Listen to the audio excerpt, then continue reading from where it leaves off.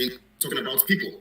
So, which means if we want to qualify Oduduwa people and want to qualify Biafrans, we're going to qualify them based on the facts of traditions and culture. So today we can boldly say that Oduduwa people exist and they are legal because they have a tradition and culture. Every rule and every constitution and everything that we have that govern people is based on the culture and tradition of people, as Fela Nicola Kokuti said.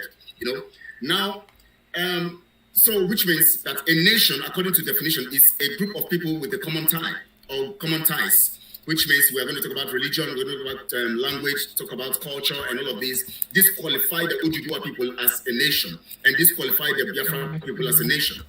Now, when it comes to statehood, now, state is a group of people living in a definite geographical territory, possessing a government. Now, that is where we come now. Government is only instituted based on a commandment of the law. So which means that if there is a law or a culture that have built a constitution or a law for the people of Oduduwa and for the people of Biafra, it simply means that the law and the people are the ones who instituted the government. So, but that means now that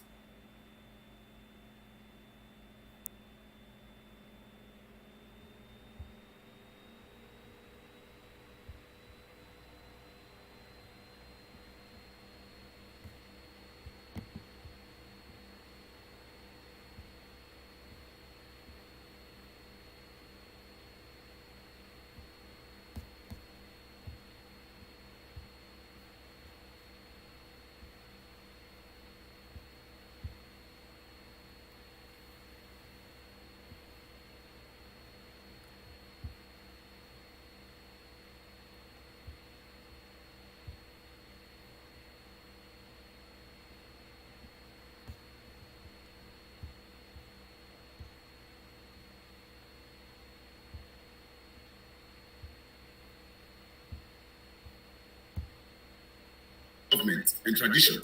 So now, my question here is this. Please, Mr. Olayomi, can you hear me? Loud and clear. Okay. Now, my question here is this now. On what basis do we talk about election in Nigeria? Because we want to prove that Nigeria cannot exist, hence the election is null and void. Because if it doesn't have a culture, then it cannot have a constitution. Because the constitution must be based on a culture. And since it doesn't have a culture, then we cannot talk about them, but we can talk about Oduduwa and we can talk about Biafra because they have a culture. And so we can legitimately say we can institute a government and then talk about governance in these nations. So please, how do we place the situation or an issue of election on a no-nation status as Nigeria? Well, thank you so much, my brother. And once again, thank you to all our viewers. And I hope you can still hear me very well. Because I've actually started my streaming from this end. So we have more people from our end also watching the live transmission.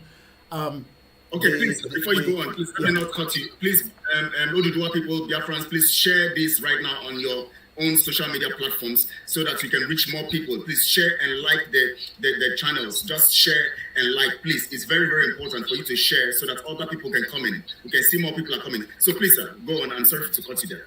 Thank you so much. The question a lot of people have always asked is, why now? Why are we trying, to destabilize, this running smooth country, that is working, that is, have the potential, to change our life. Why now? I'm not sure whether you get such, messages, from your own platforms, especially, we do so. And the reason for that is nothing more than the fact that, people believe that, since we have a Yoruba man that is now running, for this election, we are now the increment of the devil, according to them, that wants to bring him down. And, that is not something that should happen at this particular time in the history of Nigeria. It seems that there's a kind of an hidden agenda that we have prepared, so that, somebody like, Tinubu, will not become the next president of the Federal Republic of Nigeria. Let me first, take you through, these document, and this document can be found for anyone wishing to watch it or read it on KOIKIMEDIA, where you will find what we call the Yoruba document file. And the first question is, should we declare a Yoruba nation or Oduduwa Republic or Biafra Republic, which almost is aligned to you as well? Would that be illegal? Because that is the argument. A lot of people say that if you do that, the country itself, the international community might not agree with us. The Western power might disagree with us. But let me take us through this, and I want us, when I do my program and when I join a program like this, I want people to take pen and paper. I mean, I have a lot of them. I have the pencil, I have different pen, because that is the only way you can take information back to those, we might not use the word gullible, but those that are running the pushing of what the colony have done to us for a very long time. What they've done is what we are trying to rectify, and it has to be done as quickly as possible so that the next generation do not go through what we have gone through. For some of us in our 40s, I'm actually 40 plus. This is what it says, and I actually was presenting this to some of our Yoruba colleagues late last night at about almost 12 midnight. While declaring a Biafra or Yoruba nation will not be illegal, one of the reasons by the voice of us crying for declaration of a sovereign Yoruba nation and Biafra nation as soon as possible is the fear by many Yoruba and Biafra men and women is that such declaration will be against the law. Number one, we don't have any law that hold us in what we call the geographical location known as Nigeria. And I'm just going to bring this background for the benefit of those that are watching us, where it has this beautiful, from what they've carved, known as Nigeria today. This is not true. A little research that can be done by anyone will confirm this fear unfounded, and that the law as it stands today is on the side of the Yoruba nation and the Biafra nation. As of today, there is no agreed legally valid document that joins the different territories within the geographical area designated as Nigeria together as one country. There is no nation or people called Nigerians. Any person who is born or their father or father is born within the geographical area of Nigeria as at independent on the 1st of October 1960 is the criteria to be a citizen of Nigeria. I'll take you back. I did ask the question before, I'm asking it now. Take 3 generations of yours and ask, what were they called before the amalgamation of Nigeria in 1914? The first document that many believe joined us together as one country is the 1914 amalgamation that joined the Northern Protectorate and the Southern Protectorate and the colony of Lagos together to create a Nigeria colony of the British Empire. So all these young Yorubas or our elderly that are all running out and skelter for the PDP, the Labour Party and APC, what they are actually trying to do is to keep us in what the Nigerian colony of the British Empire that we are trying to come out. This was subsequent to an order of the British Crown and passed as such by the British Parliament. Almost everything that is running in what we call Nigeria today is running from what we call the United Kingdom. And we cannot continue in denial, as if that does not exist anymore. The amalgamation appears to have been done directly by the order of the Crown. The following extract is taken from the Colonial Report number 828, Nigeria Annual Report for 1914, and this report is written by Frederick Lugard on the State on page 35. Amalgamation, which we all talked about. On January 1st, I don't have to go into all that. But let's go a little bit further. However, on July 1960, the British Parliament passed a law, the Nigerian Independent Act, a law that is still active this day. It was last amended in 2009 due to new development and available for anyone to see, that made all colonial British laws and crown orders in the territorial of the geographical area called Nigeria to be void from the 1st of October 1960. Void in law imply it is like it never happened. The second document is the Agreed Independent Constitution. There was something we all agreed in 1960, and that has even been void, which was signed by the elected representative of the 3 regions that constitute independent Nigeria Federation, including the Yoruba of the defunct Western region and the Eastern region, with their own constitution, no mention of the Northern and the Southern region. When the constitution of the Western region was illegally suspended in 1962, and finally the constitution was annulled by IGBOHO, who on the May 24, 1966, enacted the Decree 34 of 1966, by which ceased to be a federation. So we have actually ceased to be a federation as far as we are concerned. And the 1960 Constitution, the 63 Republic Constitution Agreement, has already become void. The question now is, does the 1999 Constitution, that has been a military decree used from the former president Olusegun Obasanjo, that never saw the constitution? All he did was he became a president without a valid constitution. The present Constitution, Decree 24 of 1999, obviously not signed, may validly elect representative of the territory from the the Eastern region, or what is called the Biafra region, or the Northern or the Middle Belt, that within the geographical area designated as Nigeria, so legally null and void. If the present government, I'm talking about the Federal Republic of Nigeria today, should seek to enforce this document in any international court, be it ECOWAS or ICC, it will be unsuccessful. Soldiers who carry out so many coups and beneficiaries of coups are treasonable felony. And should we, the Yoruba, declare out of Nigeria this year, any Nigerian military becomes a treasonable felony in our territory, and we are telling them that already in advance. They may think they are soldiers of fortune, but in reality, they are bandits, and history will still judge them as they such in due course. Those of them still alive should take heed. Any nation or country that wants to endure and stand the test of time must, as a basic minimum, have a certain agreed foundational agreement, definition, that join its citizens together and make them one. We are never one.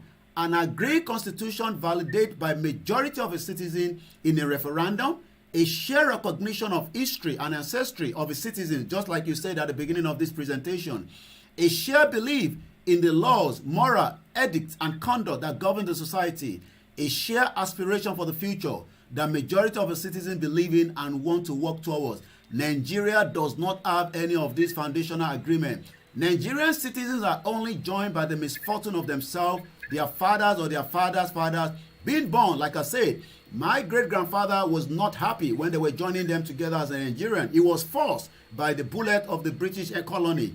My father was born, by my great-grandfather, and my father gave back to me, and all we were told was, we are Nigerians. So, in essence, there is presently no legally valid document that the Yoruba people or the Biafra people agree to make us part of Nigeria. The sky will not fall down on humanity when the Yoruba nation, the Biafra nation is declared. We will be ECOWAS brothers and sisters. We will have better agreement. We will have freedom of movement and goods and people. I will not have to be scared because I am traveling from a Yoruba territory to Benin Republic, where a Fulani man controls that and doesn't allow me to pass through, even with the valid fake document called the Nigerian passport. Whereas in the northern part of Nigeria, there's influx of jihadis coming in, creating genocide, killing us in the Biafra land, in the Middle Belt, in the north, and coming down and kidnapping our people. Up to day before yesterday, more people were kidnapped on the Lagos-Ibadan Expressway. And just to finish it up, when the Yoruba nation is declared, any Nigerian army forces present on the Yoruba land will automatically be an army of occupation and will eventually have to leave. They should be ignored and not obey. And whilst we continue to build our own governance structure, if we are attacked, we have a fundamental right of self-defense, which will be internationally recognized. And I want people to go and look at the document that I'm just going to bring up again, which is what we call the Resolution 1514. This resolution was not by me. It was in 1960 December 14. Resolution, United Nations, just Google that. Resolution 1514.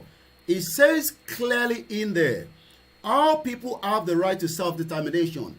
By the virtue of that right, they are freely determine their political status, freely pursue their economic, social, and cultural development. The ones that a lot of people are worried is, should we start all these? Will the government react? Normally, we're dealing with monster. I expect the government that will react. But let me say what United Nations says in 1960.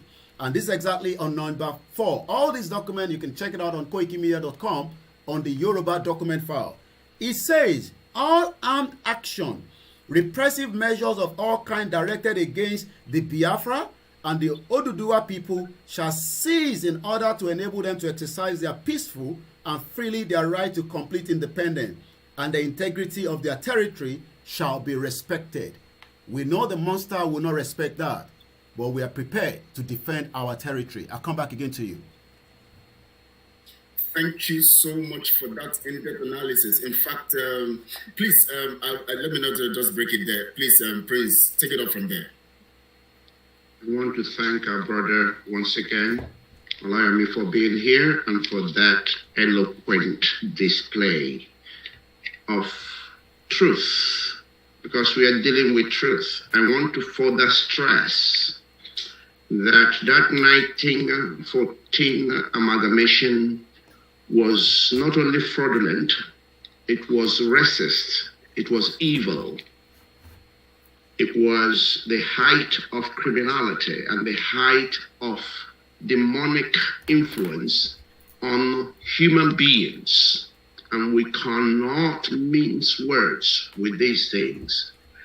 And I want to further now highlight why that contraction was fraudulent and unreal. I don't know how many people have gained access to Azikiwe's first presidential address. And based on that address, I can conclude that all those, including Azikiwe, that said that they had academic degree, are only but academic fools.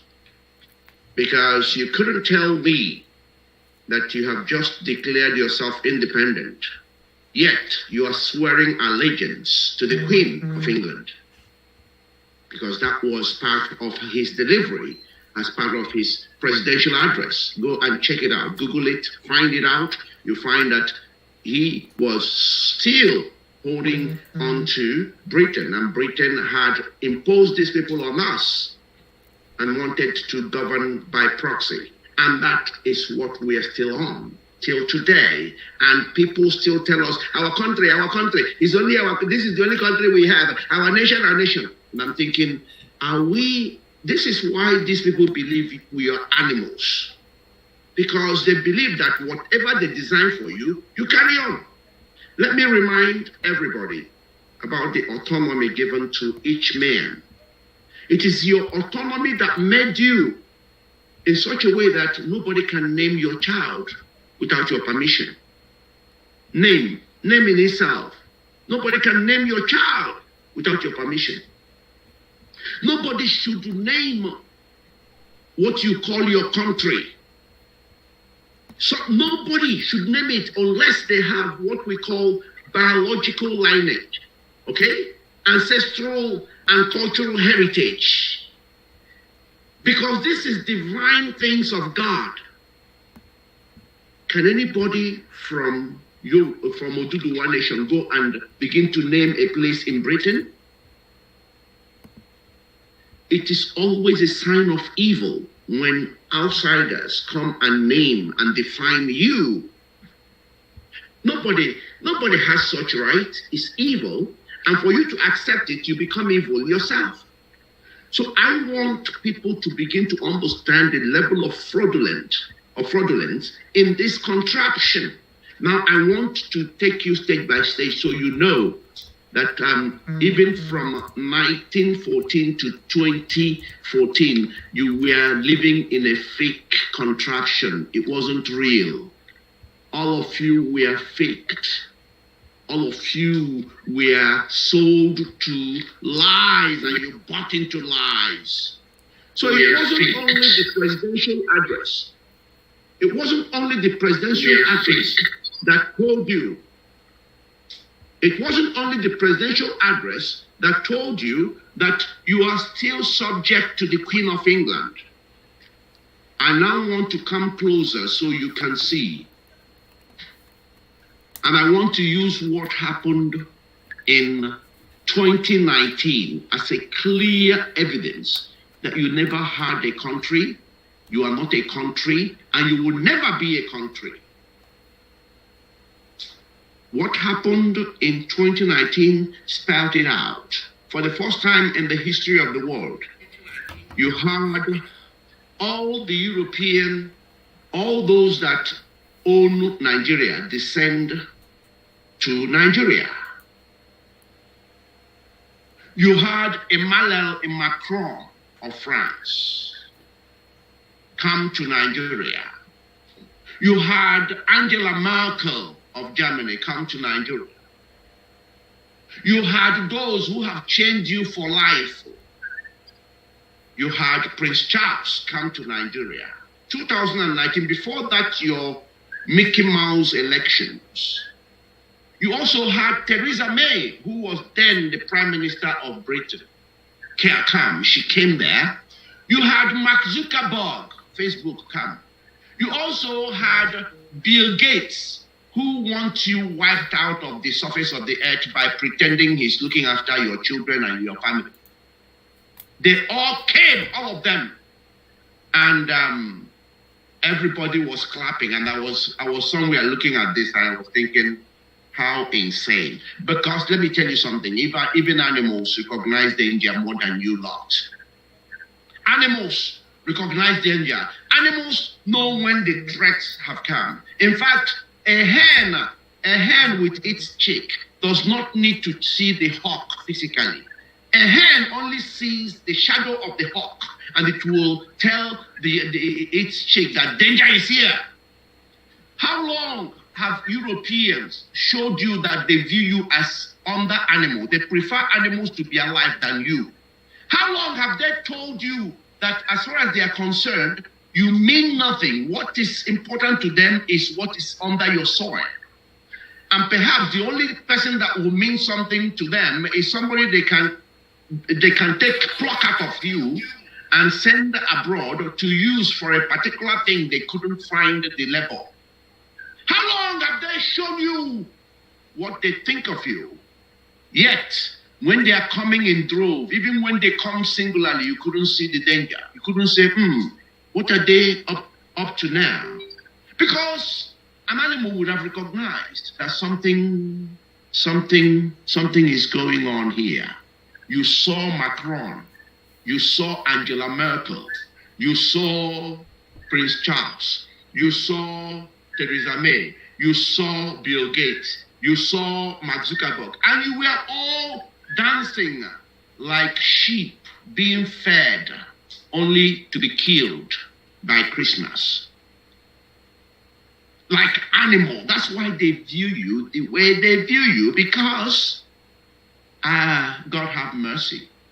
Now, let me also tell you, because it was during those visitations they laid the foundations for what you're seeing now. You see all these things you're seeing? Because they're going to use religion to reduce your population and kill you. They're going to use terrorists to do it. When you hear Britain tell you that all they are interested in is to ensure the Nigerian territorial integrity, you have heard from my brother Olayomi here telling you that there is no integrity. But Britain has it as a policy that they are coming to assist your terrorist government to pursue terrorism. That's what they're telling you, because anybody that supports a terrorist is a terrorist. Anybody that supports a thief is a thief. Anybody that shares in what the looted thief have looted is a thief. So, and then also you hear American, what's his name, Mr. Blinken, telling you about how they are going to support and make sure that they will not remember. They will tell you that they are too busy to look at your problems, but not when it comes to election. They become interested because they want to make sure they have criminals there to help them in their agenda of criminality. These are very plain stuff that any sense, in fact, you don't need to go to school to understand it. But let me say this so you get the plain facts and get it home today, because we're only interested in the truth. And we must secure the freedom now, not tomorrow. There is no game being played here. Now, following that 2019 visitations, where they laid the foundation for what you are seeing now, you saw that I don't know how many of you have been following the activities of somebody like this one that was just taken Boris Johnson. Okay, I don't know how many of you that were following his activities and what his thoughts are for Africa, Nigeria, and how he said it clearly that the issue wasn't even colonization. The issue was, why on earth did we leave Africa? So we shouldn't be discussing colonial things. Let us talk about why we left in the first place. Because the whole agenda for him fighting for Brexit was to have the sole power to come and take over Africa again. That was why he made sure that Katrina Lang is in Nigeria operating like a mad cow with no brains, operating like a combination of Internal Affairs Secretary for Nigeria as well as the External Affairs Secretary. When you listen to Katrina Lang and her level of madness and arrogance and stupidity, because these are all, we don't play with words here, we give it as it is. Because whenever you try to cover the truth, you become a liar. When you try to moderate the truth, you become a liar. So we don't lie. We don't have any association with lies.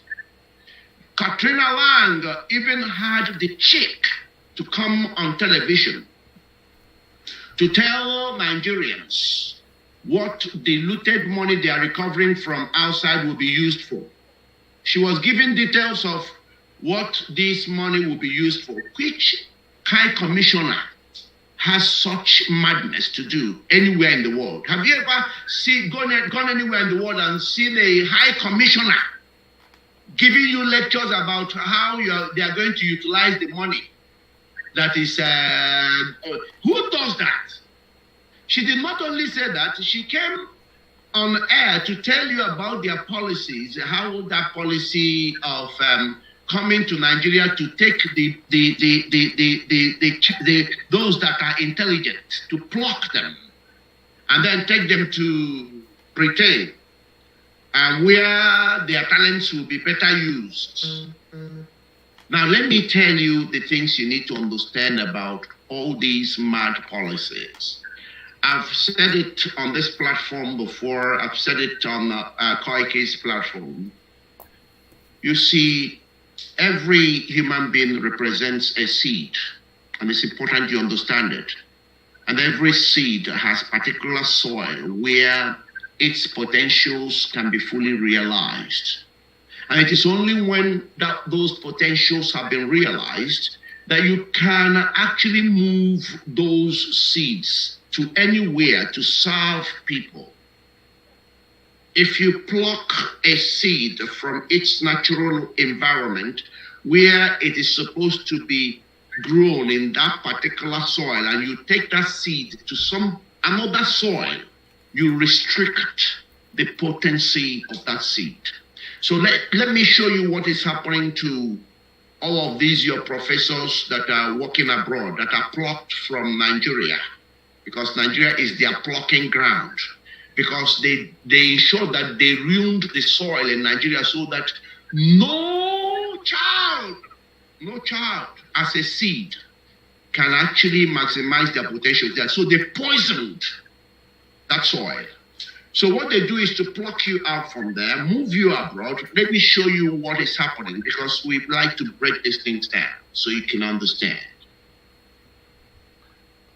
Once you are plucked from that place into Europe, into America, automatically your potency, your potential if it is 100%, it will drop to 60, the maximum. It must drop to 60 because you have been brought into a system that is already operational, and your job description and your potentials have been properly narrowed down and ring-fenced. There is only a level you can go. There are so many aspects of you that you couldn't even introduce because the system is already programmed and it's not going to tolerate anything that is not running in accordance with what their vision is. Are you following me? So your professors that are abroad, your doctors that are abroad, your computer gurus abroad, their functionality, their abilities, their potentials have been limited. I mean, the other day during our mind surgery program, I told you that somebody like Philip Emeagwali, who actually brought about so many things you see in computer today, I can assure you a lot of his work was stolen by Bill Gates. I would like Bill Gates to sue me so that Philip Emeagwali can come and prove that in court, because I know that. Okay, so you find that in spite of his potency, everything was now narrowed down and shrinked. That's what happens. But the worst aspect of what Katrina Lang was saying was that we are going to ruin this part of the world. Nothing good will ever happen here.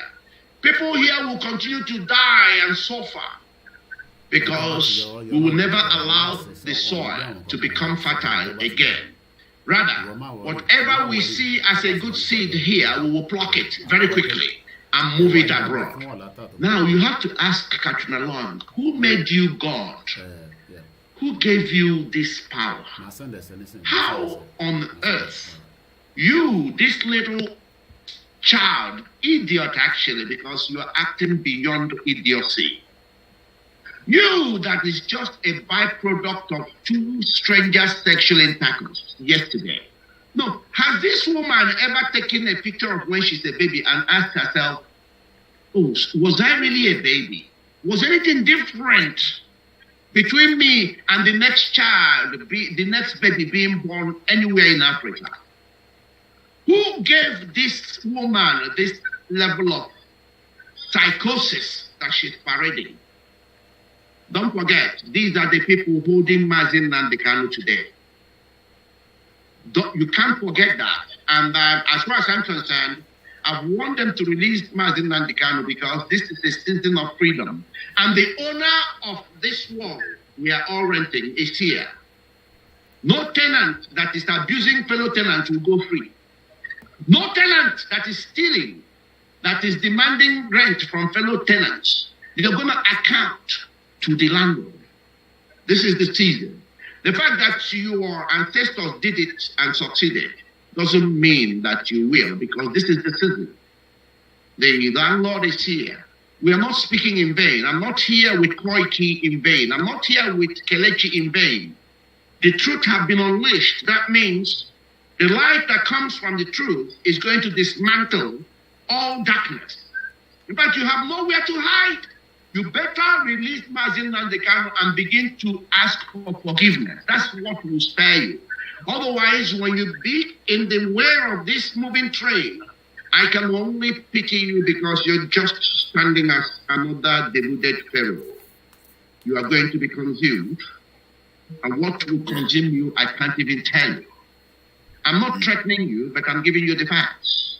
This is the season of the will of God on earth because the truth is being unleashed. We haven't come to this alliance because we so much desired it. We haven't come to this alliance because it is just fiction. God has destined this alliance. Our past is our past. This is our future, and we recognize it. I thank God for FOLAYEMI, who has broken it down step by step, telling you that the foundation of Nigeria is false in the first place. The foundation is false. There is no legal framework that is stopping you from declaring your independence right now. Nothing at all. The only thing stopping you is because they have put all their silly agents. Some of them are wearing long robes, and because they are fed by these scams, they are afraid of what tomorrow holds. They are scared of change. They are so happy with the devil they are eating with. So they are scared of the angel which wants to save them. They are scared of what this angel will bring. All these people you see, and that's why today we're going to give you solid advice that will make you realize what you need to do. Because those that are holding you back, we know what is propelling them. We're going to reveal all that today. Ladies and gentlemen, I thank you. And you're all welcome. This is great. Please, Mr. Olayomi, I want to ask you this because fundamentally you laid a very, very strong platform on which Prince actually just analyzed so much that our people are just reacting, and the reactions we are seeing is that our people are really receiving this message strongly. But now we see a situation where illegality actually has the boldness to try to suppress legality. And majority of the people who are supposed to be right are the ones afraid to speak now because illegality has a platform. And what we have come to do is that we want to establish the fact that the illegality is actually not supposed to be in the space. And hence we are restricting them to where they belong. And we're going to tell them that our alliance becomes very legitimate because we have actually come to discover that this illegality should actually leave the space.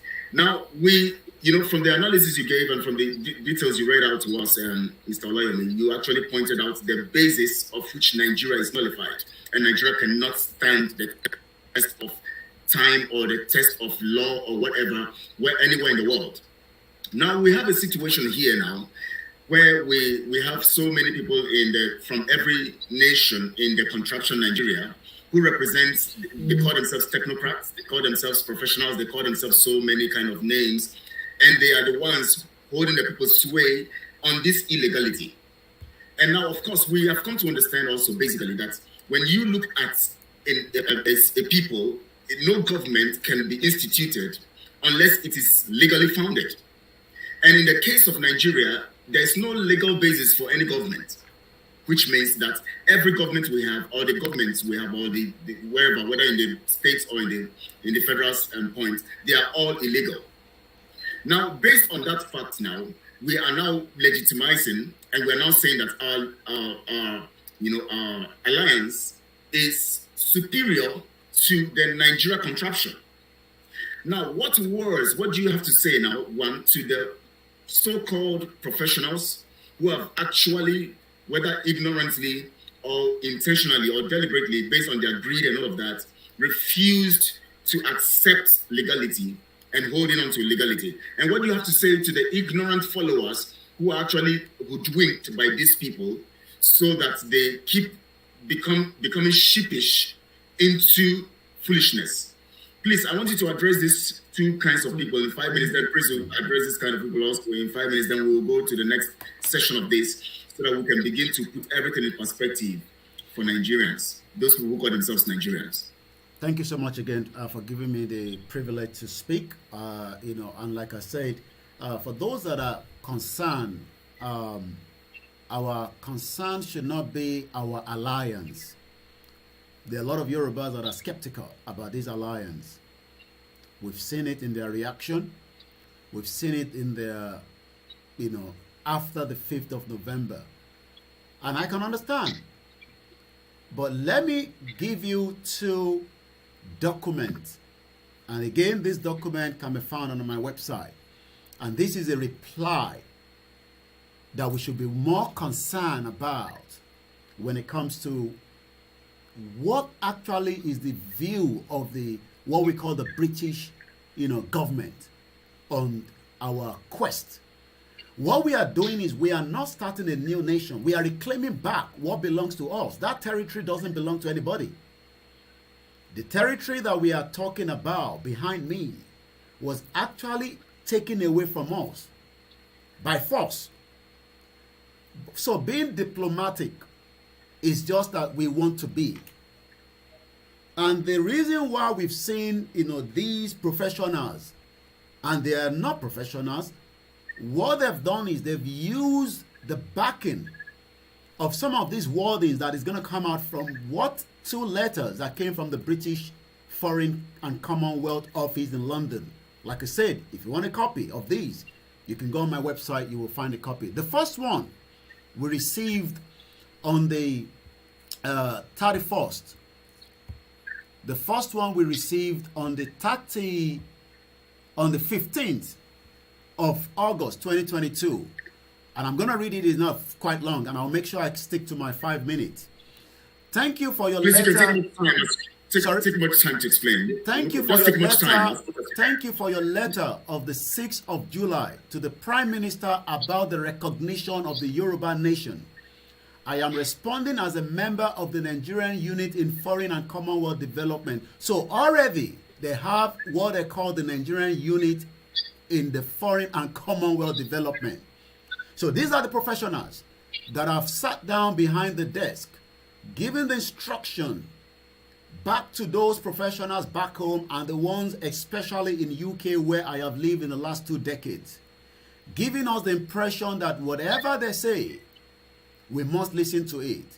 And we can now see that the followers are so ignorant in the hope that, they can chase away APC and then chase away PDP and bring the same person like Peter Obi in their mind without understanding that even if Peter Obi comes in, on what constitution is he going to run Nigeria?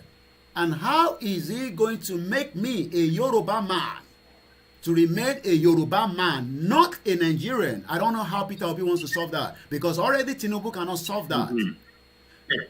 Atiku cannot solve that. I want to remain who I am as a Yoruba man. Does not mean I hate humanity. Does not mean I hate the Hausa man. Does not even mean I hate the Fulani man, but I want to know what kind of Fulani man is coming, because as far as I'm concerned, I live here in UK where my fingerprint is being taken. I want to make sure that whoever lives in our territory, we can know what kind of person that person is. Let's go back to that letter. The UK government shares, again, I hope you are taking note. The UK government is sharing our concern, not forgetting that they put us in this concern about incident of intercommunion violence in Nigeria. There's no intercommunion violence. There's what they call genocide by the Fulani terrorist government in the southeast, where they are burning houses, killing individuals, and then bringing in their jihadists. And let me say this, we are just waiting for them. Should they announce a coup before we announce our declaration, they just make it to be faster for us. If they think that they can use another Yoruba man like what we have got with our intelligence by trying to bring an interim government, you might be hearing that for the first time. Yes, we have intelligence that they are trying to pursue the Vice President Yemi Osinbajo to take charge and become the interim government like they did when we called Fidie. Fidie means somebody that you just put his bottom somewhere during the Shonekon that he has now died. They left the problem for us. Let's go back to the letter. The UK government shares your concern about incident of intercommunion violence.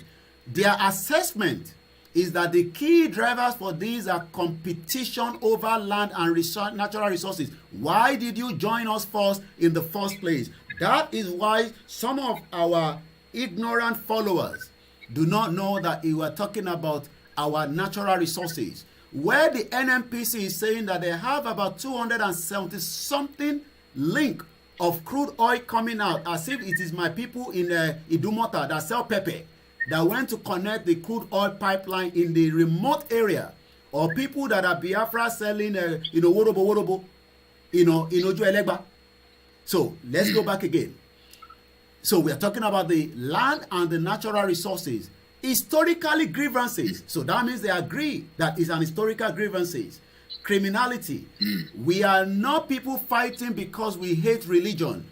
We have our traditional religion. They have it in the southeast, in the Biafra land. We have it in the Oduduwa. They have it in the Middle Belt. They have it in the north. Religion has never been our problem, and it can never be our problem. And like I always say to the people on my platform, we are not fighting for religion, we are fighting a common enemy. The Fulani that wants to take our resources and our natural resources that is being used for their own pursuit. Again, let's go back to the letter. Religion can also be a factor. However, it is important to know that the perpetrator do not come from one ethnic or religious group. So they are actually saying that it could be a Yoruba man that is killing Yoruba man. It could be an Igbo man that is killing a Biafra person. It is a Middle Belt and Hausa person. They don't want to term it that the only terrorist that is operating is the Fulani, the minority that have actually taken over the majority, everybody. Controlling every part of the world, including those of the professionals that wants to renew their passport, where a Fulani man is the one in charge, but they have used a Yoruba man as a UK ambassador or high commissioner. But when you want to get the immigration part, it is controlled by the Fulanis. The UK government support local and national peace building. How do you want me to go and sit with terrorists and negotiate?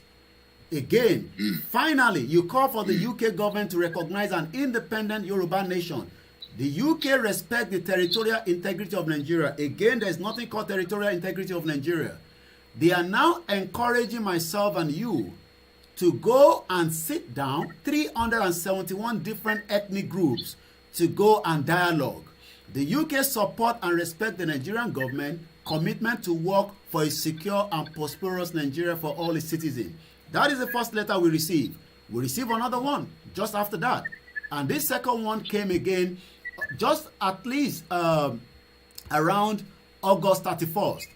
The UK government again, this is now coming from the Minister for Africa, Latin America and the Caribbean.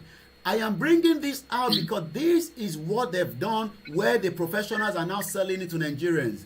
You know, you have people in the stock market, you know, selling this, gullible, experience to those within the Nigerian system. We have them in the banking sector. We have them in the port authority. But when you look at the whole sector, you now realize and ask the question, why are those at home not really keen to what we are saying? We see them going out, campaigning, for all these three political criminals that are working on behalf of the Western power so that they can lock us in a bottle inside the contraction known as the shittest country in the world called Nigeria. The UK government shares your constituent. This is now coming from Vicky Ford, the Minister for Africa.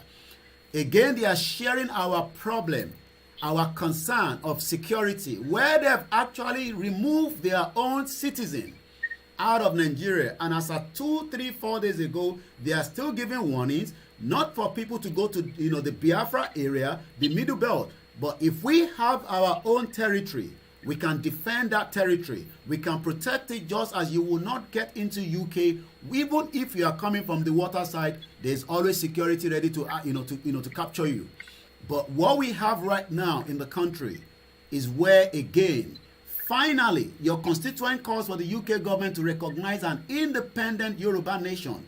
The UK government respects that territorial integrity of Nigeria. Again, you can see that it's the same pattern of information. And this is exactly what they've done by making sure that the repeated pattern information is what is pushed to Nigeria.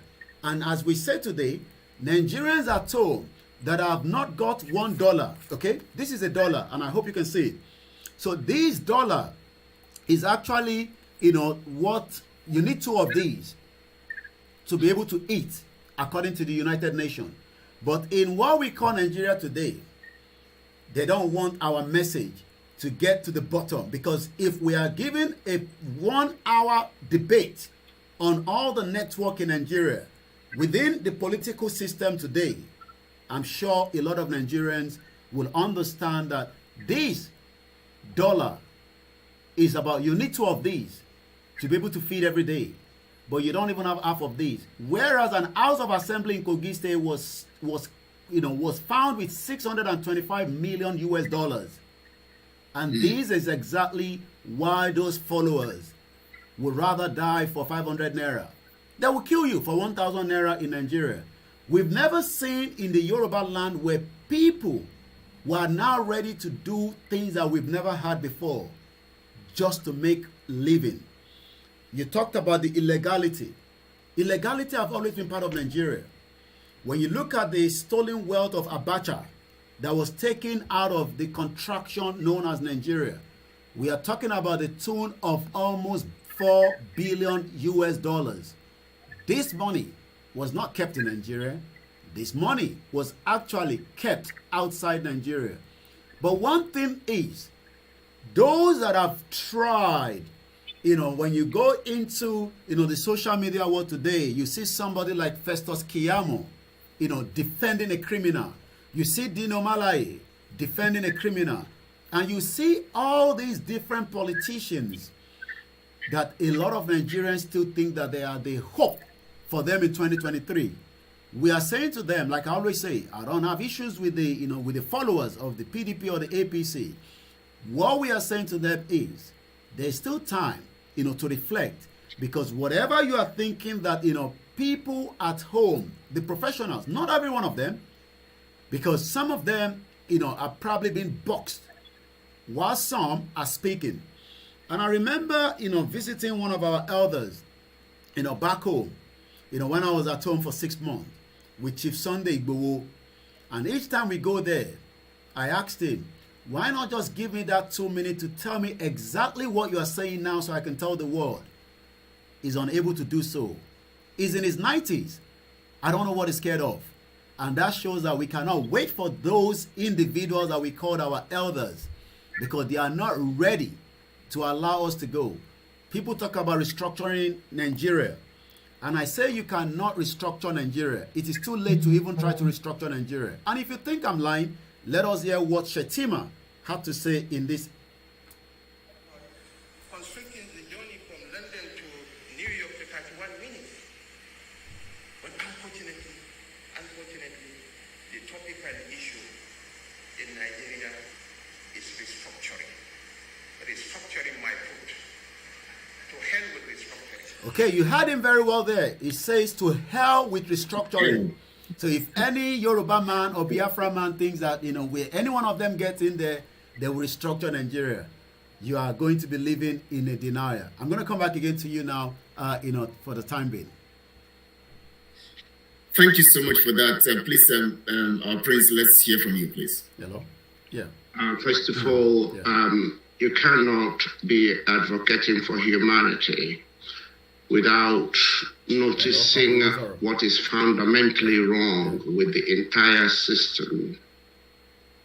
And having recognized it, you would do your credential a disservice if you do not spell it out so that people would understand. That is the whole essence of being here. We don't play with words. Now, there are a few things I wanted people to capture. And I thank God Olayomi is here because he would recall when we were both in England, we attended a lot of meetings at the House of Commons. What people don't know is that in the House of Commons, you are brainwashed to believe the place is for you. It's for you to feel free to come and be yourself and talk about whatever. But I'm quite sure Olayemi remember that in House of Commons, the rooms are all in committee number rooms. It's called, you are assigned committee room number 6. You are assigned committee room number 7. I think people need to understand what that committee room is all about.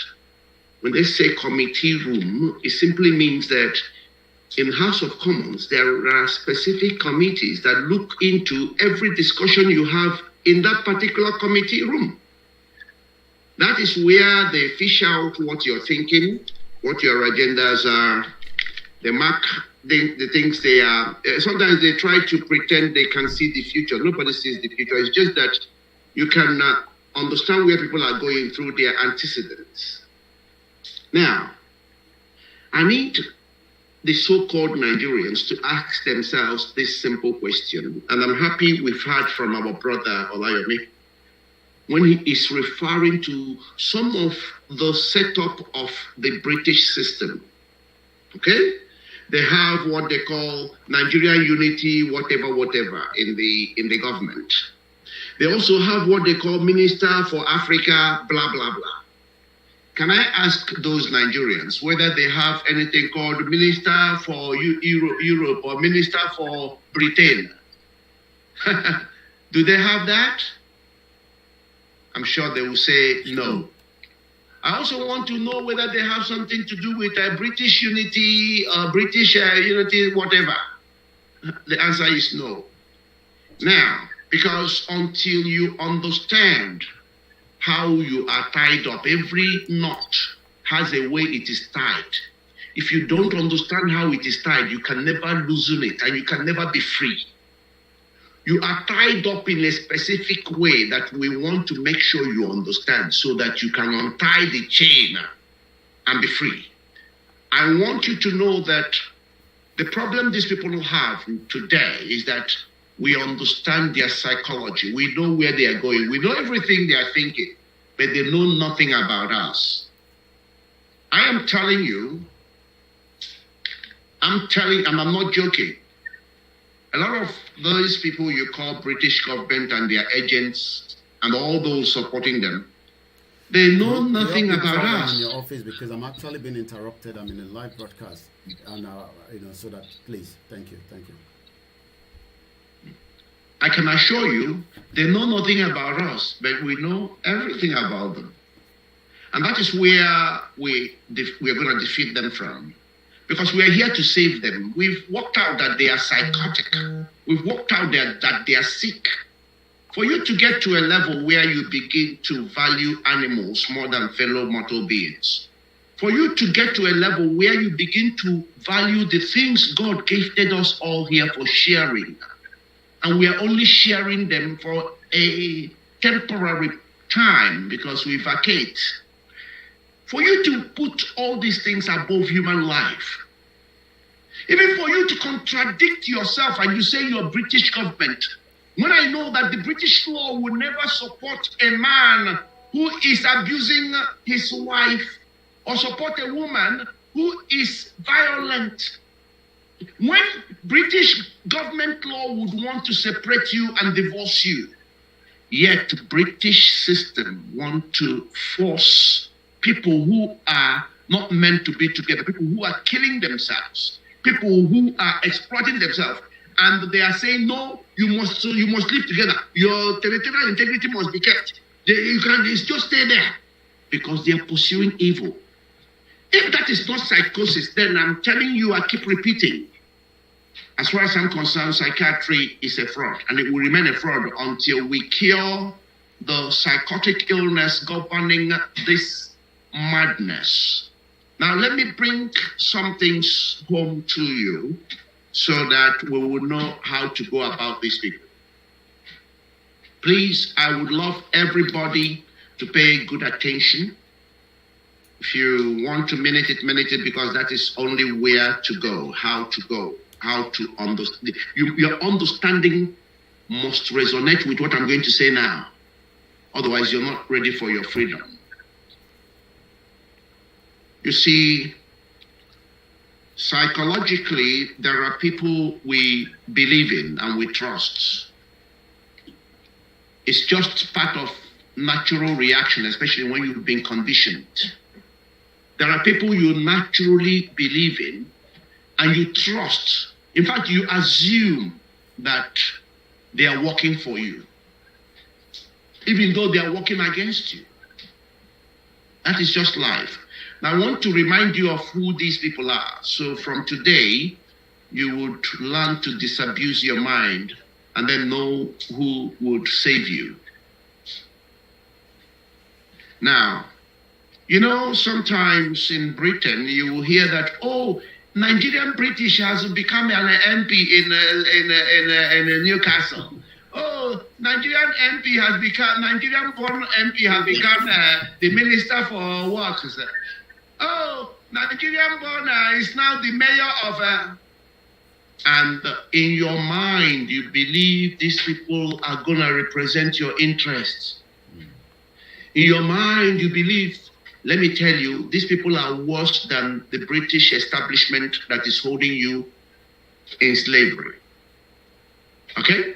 It is from them you have all this Minister for Africa Affairs, Minister of this and that. They are, look, when you are working for the devil, you even become more potent than the devil, because it is through you that the works and agenda of the devil will be accomplished. I need people mark these words. Now, you need to also mark down all the people who are in priesthood. They tell you, I am the bishop of this place, I am the archbishop of this place, I am the priest of that place. Whenever they have not spoken out against the evil going out, when they have not come to line up with you, know that they are part of your enemies. Don't ever think that they are going to work for you or they are working for you. I need people to begin to take note of what I'm saying right now. Because we have often assumed that, oh, they are educated. Oh, yeah, they must know what we know. They must know that this freedom is important. No, I need you to view anybody who is paid by the system, anybody who is sponsored by the system, anybody, especially when they are silent about your pursuit for freedom. I want you to view them as part of your problem. In fact, I want you to know them as your real problem. They are your real problem. Let me tell you what propels their activity. Even if they know what you're saying is true, one of the dreaded, we see, because we are in tune with psychology, so we know how the human brain works. I can tell you that. What these people are mainly afraid of, which is a normal tendency, is change. They are afraid of change. They are happy with whatever they believe is sustaining their livelihood. They are happy with whatever they can guarantee as their offerings every week. They are scared that any change might not work out in their interests. Can you imagine somebody who is a venerable, for example, hoping to become a bishop in a few years' time? And they're working so hard. And they've got all their numbers calculated across Nigeria, how they are going to be voted and what is going to happen. And now you're talking to them about Oduduwa nation. My dear, the people will start working behind against you, because as far as they're concerned, they are calculating how they are going to become bishop next year. And you're coming to bring something they don't know what will come of it. I need you to understand those that are actually being used to hold you back from your freedom. Because without this level of insight, you wouldn't know those that are stopping you. You might think they are your friends, they are not. And that's why you must rise. It doesn't matter who you are, no matter how small you think you are. The job is yours to do, not the people you are thinking will do it, or people you think are serving your interests. They are on the side of the enemy. Not because they want to be, but because they are afraid of what change might bring. They are afraid. But also, I want to use this medium now to reassure them, because I don't think they understand what we are trying to obtain. I don't think they understand that what we are trying to obtain will even favor the Fulanese. I don't think they can see that what we are trying to get will favor even the British, will liberate British, will liberate Britain, will liberate Europe. You know, when I keep illustrating these things by showing you the 5 fingers, people think it's a joke. When I try to illustrate this by telling you what happens in the engine, people think it's a joke. But let us take the engine. Can I stop you here, please? Because you are going to the next session, and actually, what you want to say now goes with the next session. And what I'm going to do is this: I want to play a particular video, because we want to now. What you want to tell us now is how this liberation will free everyone in the Nigeria contraption and extend it. which means that we're talking about the importance and the value of this alliance, because the alliance itself is a representation of the will of the people. And the will of the people is what will definitely bring the results or bring about the solution to the people's problem, not the will of the politicians, not the designs of Britain. So I'm going to play a particular video. I've played it before, but I'm going to play it here since Mr. Olayemi is here, so that he can also look at it. Then we can use it to now analyze how this particular alliance is very. In fact, the Fulanis should be happy with this alliance because it will help them too. So they shouldn't see us as we are trying to destroy their own nation. We are trying to help them also, even if they see it as a destruction to themselves because of their criminality. Anyway, so I'm going to play this, and so that the people can also look at it.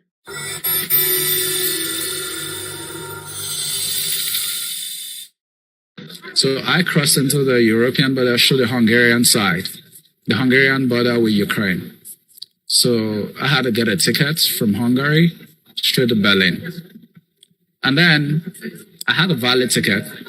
The charter, the UN charter says, hey, this country is respect human rights, so they will give us a right of passage, right?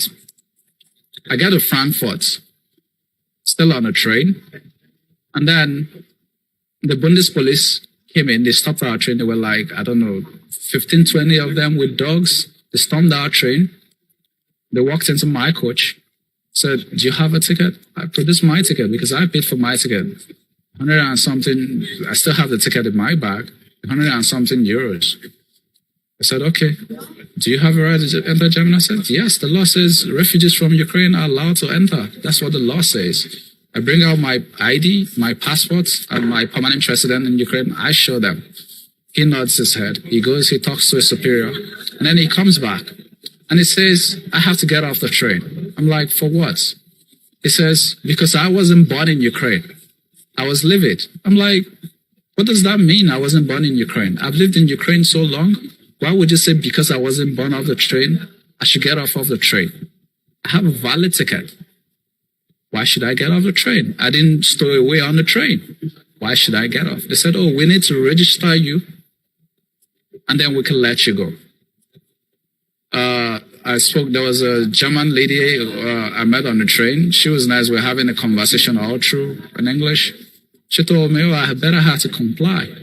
That they said because I wasn't born, I have to do this. I said, they are not doing this for the Ukrainians. I also have the same rights as a Ukrainian, whether it's in Ukraine, because I'm a permanent resident. So why are you doing this? They said, because we have to register you. So we got out, all the blacks, and this was just black people that were pulling off the train. So they took us to this holding facility. I remember the address. They took our passports. The address was in Nikola Tesla 1 in Frankfurt. It's a big warehouse. There they segment it. They segment the whole warehouse. So they had to keep us out in the cold for like, I don't know, hours because there were lots of us. They said we had to take COVID swabs. They took COVID swabs. They will take your passports, they will bag it, they will take all the money, they will count it, they will bag it, and then they will write on it. Yeah. This is from the Buddhist. This is one of the bags they used to bag our personal belongings. As you see, it's still the same way. The cash that was is still the same, unchanged, untouched. I can't even bring myself to tell because I'm still traumatized by it. My bag has a tag. This tag was from Frankfurt. They tag your bags, they tag every personal belongings you have with a yellow tag and a code. Mine was A155. And this is something they made us understand that, oh, it's just simple registration. I even asked some of the Bundespolice, oh, 1 hour maximum, we're there for 23 hours. Then the next thing I experienced was the most humiliating thing I've never experienced in my life. They took me to a room, asked me to strip naked. I had to go bare naked. They said, oh, I'm like, what's this for? They said, take off all your clothes. And then they made me squat and do a turn around, show them my ass and all that. It was so humiliating because in my life, even going through airport security, traveling, I've never experienced this. I'm like, don't you have body scanners for this? Even if you're suspecting somebody, they are drugs or they are drug moles, this is not the procedure. You don't tell people to go stark naked because you want to search them. When I got to Berlin, the girl told me, hey, that thing you did there is not registration. That's your whatever. I said, this tag I have, I brought a paper. They said, no, that's for your personal records. I've never experienced such humiliation in my life. Each time I think about it, I want to cry. But as a man, my dad told me, don't cry. But it is humiliating. Somebody, a fellow man like me, would tell me to go naked. It is humiliating. It is.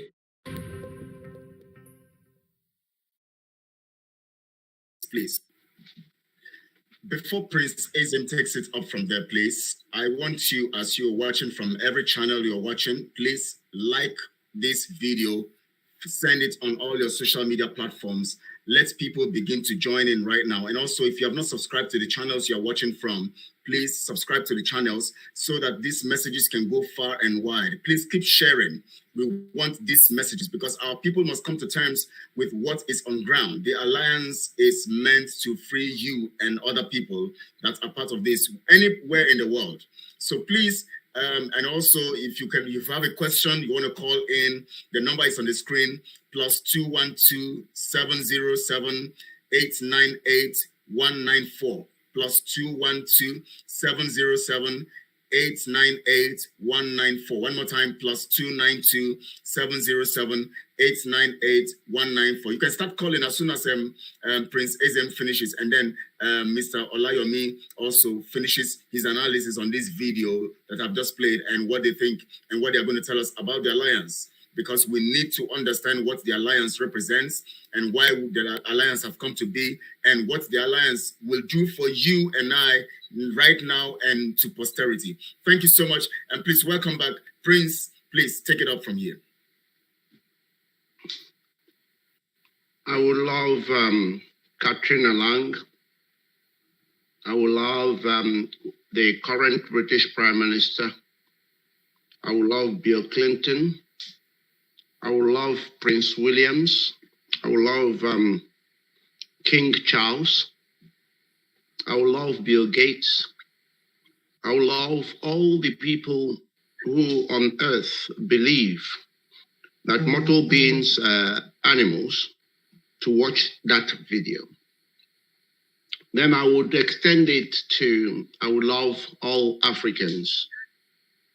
I want Fulanese to watch that, because that image represented each of us. That image, that man speaking, forget about his name,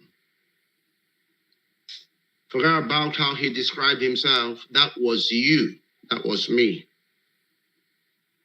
And if you can't relate to that, then you are not qualified to call yourself a human being.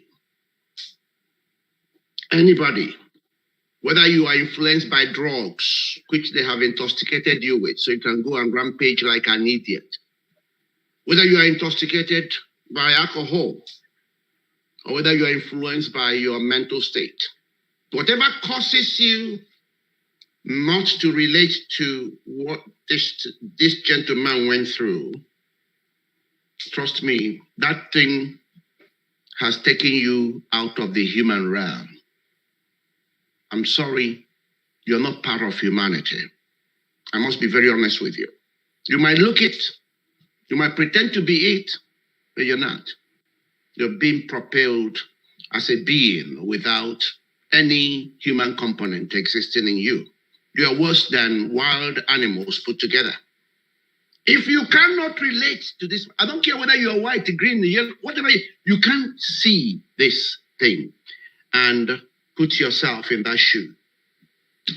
Now, let me tell you something. That is what Biafra and Oduduwa have come to correct. And we'd rather die than not correct this evil. You see what you've just noticed now? It's better than we all quit, yeah, and then come back to rectify, because the soul is a continuum. The soul does not stop. If you don't know, people think once you are dead, that's it. Go and study the seed and the soil. There is a reason why God gifted us seeds and soil.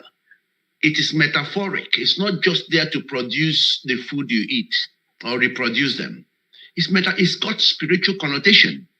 So if I am here now and I can't change this evil with the much I have now, then I'd rather be buried so I can find another way to come and have the potency to change it. That's where we are. So it must come, because this is an eyesore. Let me tell you, that's why I'm telling you, we are here to save the Fulani. We are here to save the British. We are here to save those who call themselves white, because nobody is white. We're here to save those who believe that they are black, because nobody is black. We are here because we want to introduce the true soul of man. We want to introduce the true essence of why we are here on this earth. That's what we are here to do. And on this note, I really want to salute our father, the man I have come now to know and I respect. There are very few men like that around. And as far as I know, he's just the only old man I see that I can call a father, that I can call a noble man, that understand the transient nature of this life, and also understand that we, the older people, are here to plant trees, not because we want to reap the fruits, but we want those seeds coming from that tree to serve our children coming behind. Please, I want us to give it up for our father, for our true professor, because you are not a professor unless that professorship is linked to wisdom. Sorry, you're not a professor. Stop going around and say, I'm a doctor, I'm a professor. But you're reasoning like a fool. You can't even understand when you are sold. You know nothing apart from academic knowledge. So I want to recognize a true professor, littered with wisdom, littered with integrity, littered with truth, littered with honesty. I want to salute Professor Banji Akintoye. And I would just want to make sure I mentioned him in this broadcast. Professor Banji Akintoye. I can't wait to meet you personally. I can't wait to hold you as a father. You are a true father of all nations.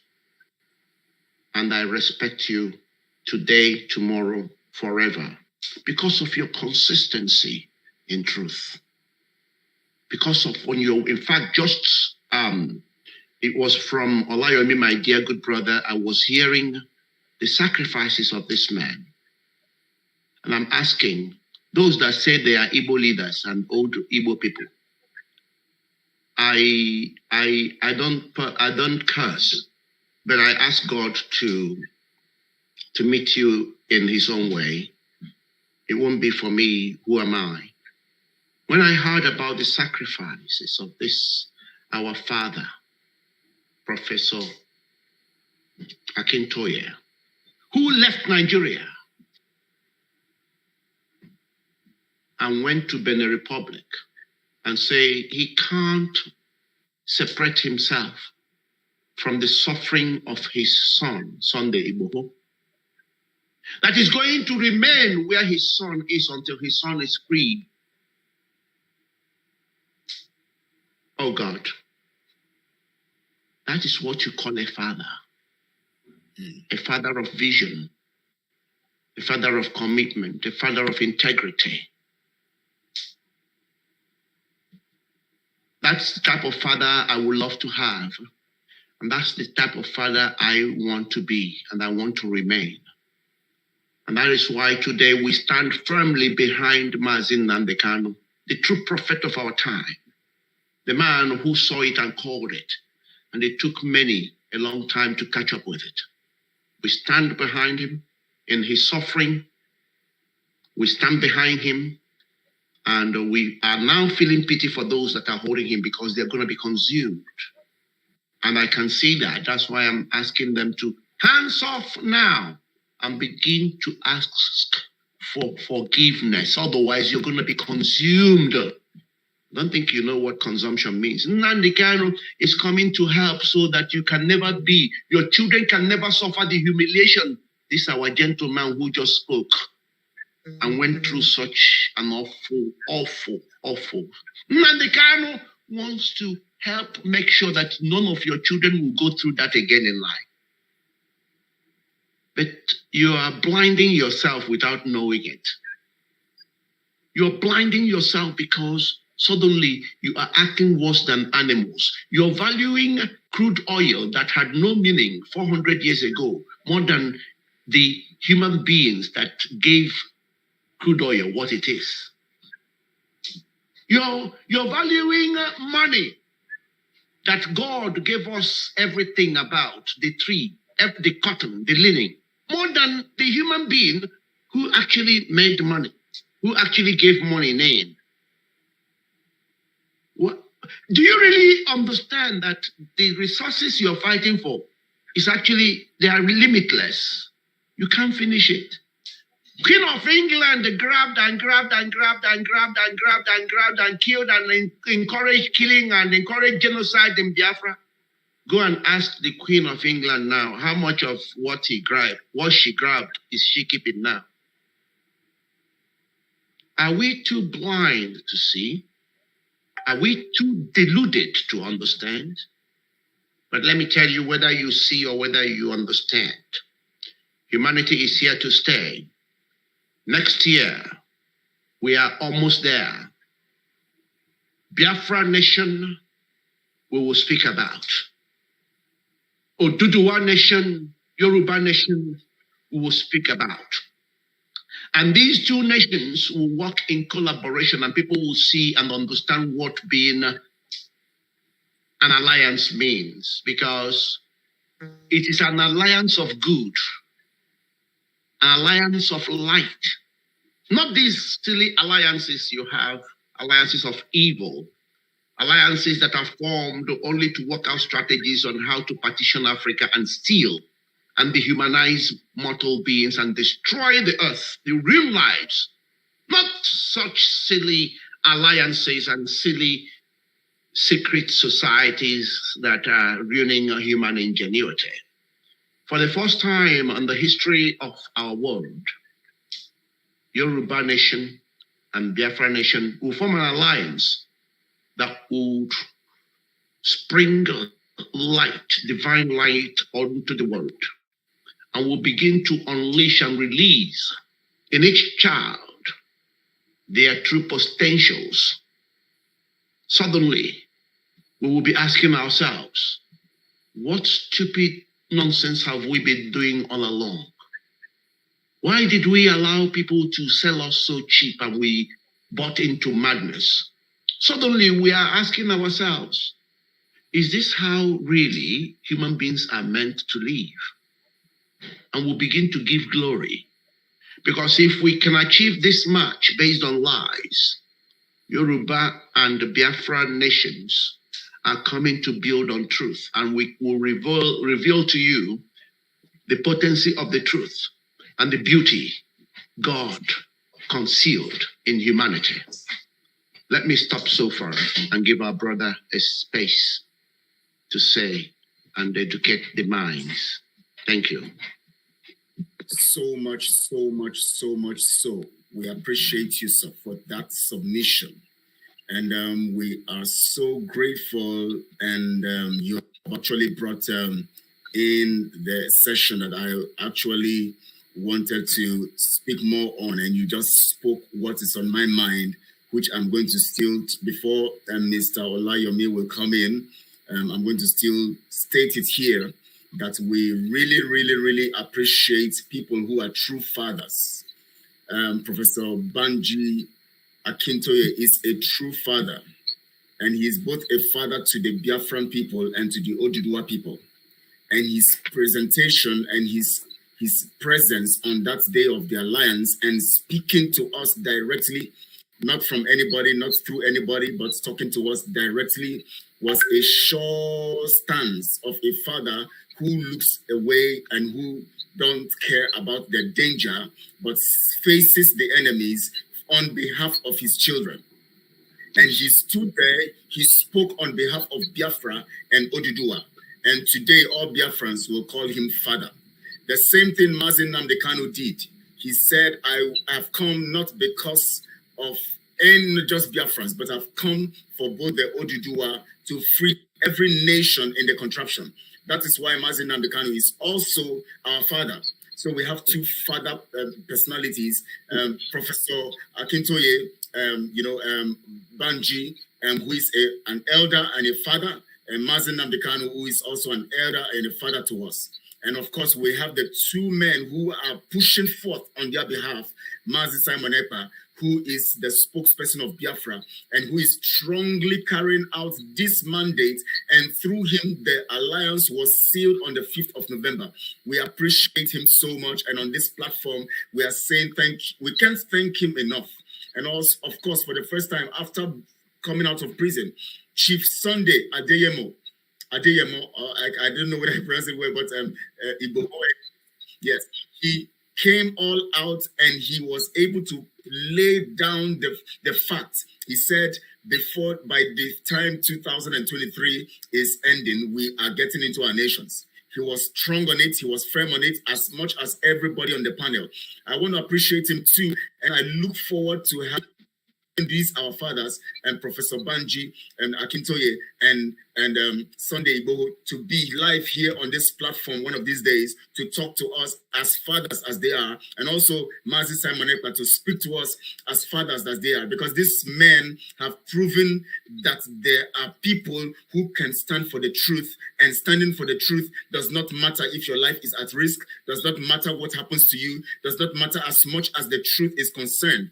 They represent, which means that the world will get better because we have such kind of people in our midst. Thank you so much, and Prince, for that great opportunity. In fact, you took us to the point where we begin to reminisce over these things, and we have come to understand that. Please, Mr. Olayomi Koiki, we give you the stage right now. Just take your time and just talk to us. The benefits, as Prince have pointed out, the benefits of this alliance. The alliance have brought out, made us understand who the fathers are. And the alliance is going to also prove to us that the fathers are here to make sure the children gain the benefits of this alliance. Please, Mr. Olayomi, please go on with this.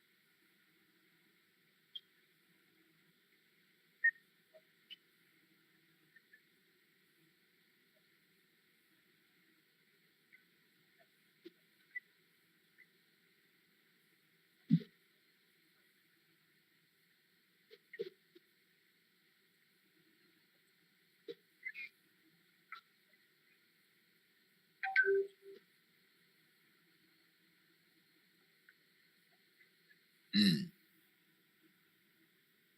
Mm. Mm.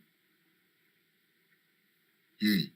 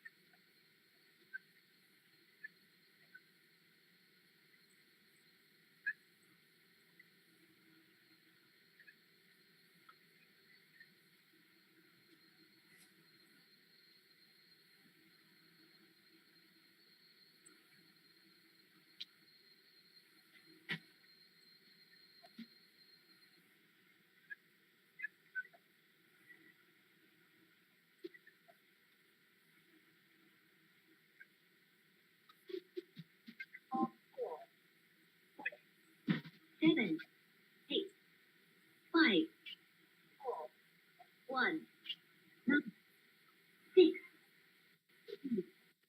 0.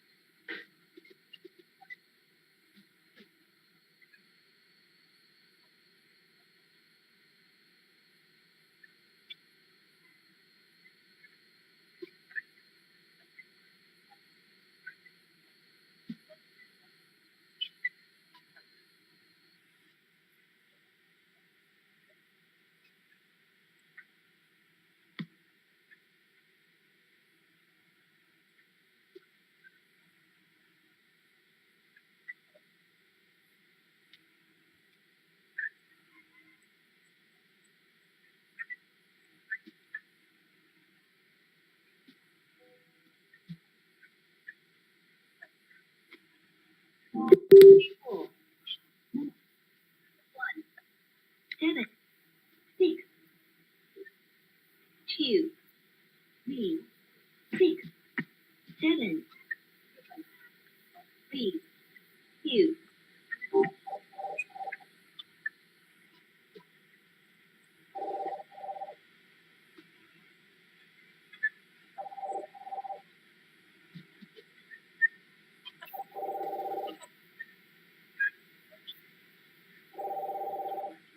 everywhere.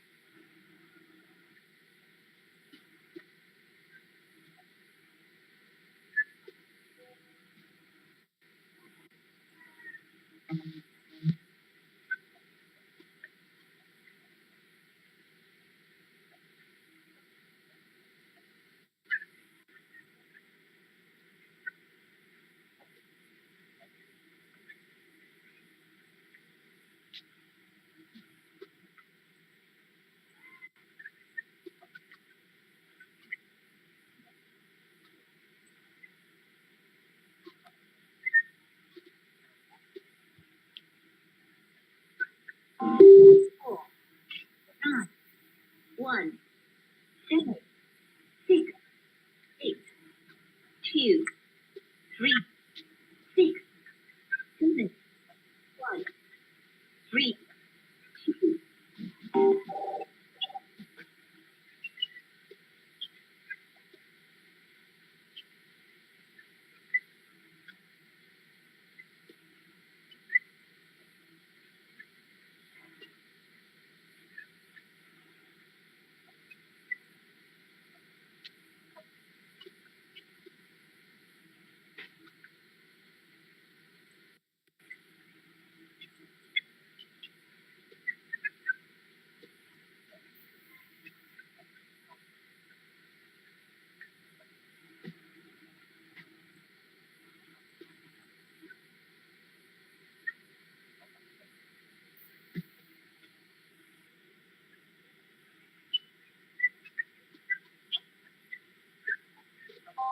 Two, 1, 2,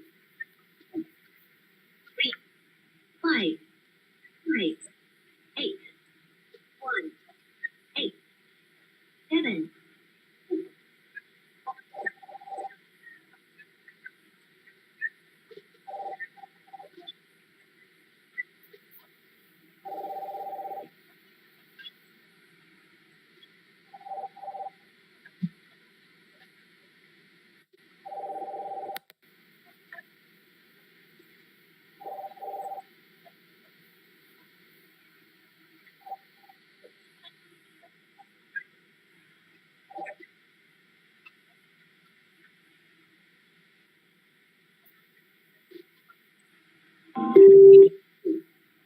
One,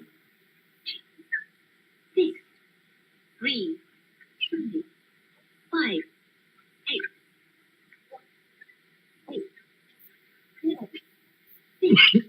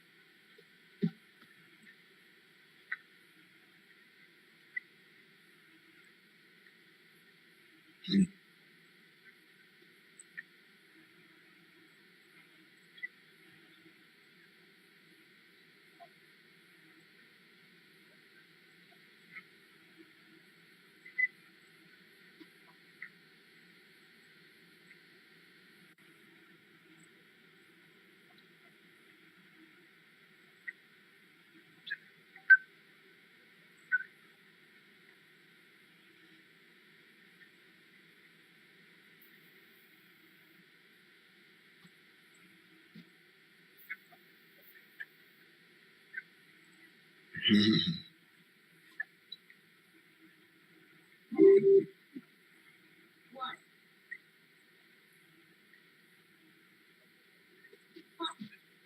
Five.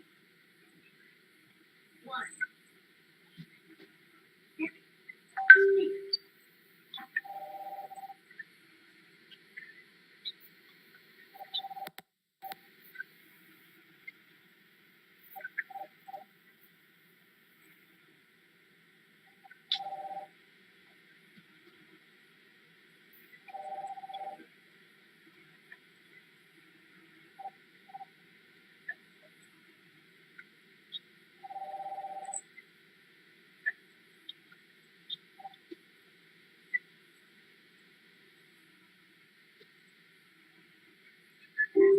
Two.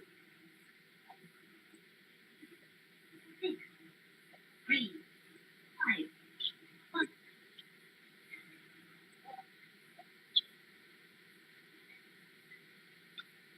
Two.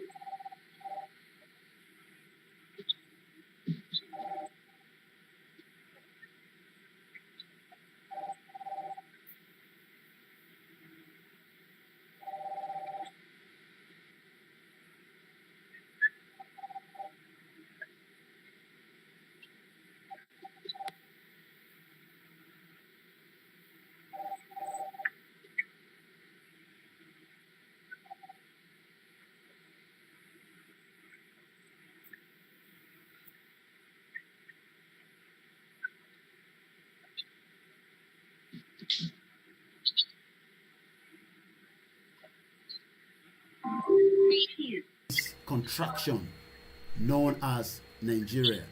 Nigeria is not working. It will never work. 5. It is not going to have any benefit for anybody. Our only option right now is let us dissolve. Let us come out of Nigeria and we will become a better nation that the world itself is waiting for. Sorry for those that have been, on my YouTube. I think I muted myself, but I'm sure, all I've said in just 2 minutes or 1 minute is we've given a breakdown that some of you have had before. I believe most of our Biafra are the one that we're trying to get the message to. So once again, sorry for those that were watching us on my YouTube channel because the audio was muted for about a few minutes while I was speaking. I'll return back again to you, my brother. And I always say, Ise, Ise, Ise. It has come to stay. Let us just embrace it. Àmín, àmín. Nítorí kò jẹ́ ní orúkọ Jésù. Ní orúkọ Jésù. I say àmín ní orúkọ Jésù. Thank you so much for that, analysis and submission. In fact, we have had it so great here. The messages and everything. We have come to understand that it is better, far better to have our nation because you cannot talk about. In fact, the platform Nigeria itself is not organized even like a country or a nation. It's organized like a business. So you understand, because it has the nature of a business. So there's no way you can talk about election on a business. When you talk about businesses, you employ people to do the work for you. Anyway, we've been having calls. Anyways, I know people want to ask you questions. I don't want to say something. So I'm going to pick one of these calls that is coming in. We have somebody calling in now. Let me pick the call. Let's begin to have people make their calls, and then let's see if there are questions or their contributions or their appreciation and all of that. So let me be the first caller. Please, you're welcome and thank you for joining us. Please, you can go straight to your point. You're welcome. Thank you so much, Mazi Kelechi. Good afternoon from Bolagatanga, the upper eastern part of Ghana.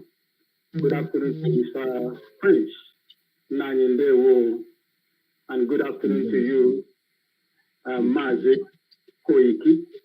Thank you. Good I afternoon. am so happy for this opportunity. Can you hear me? Very well. We can. Loud and clear. Yes. Thank you so much.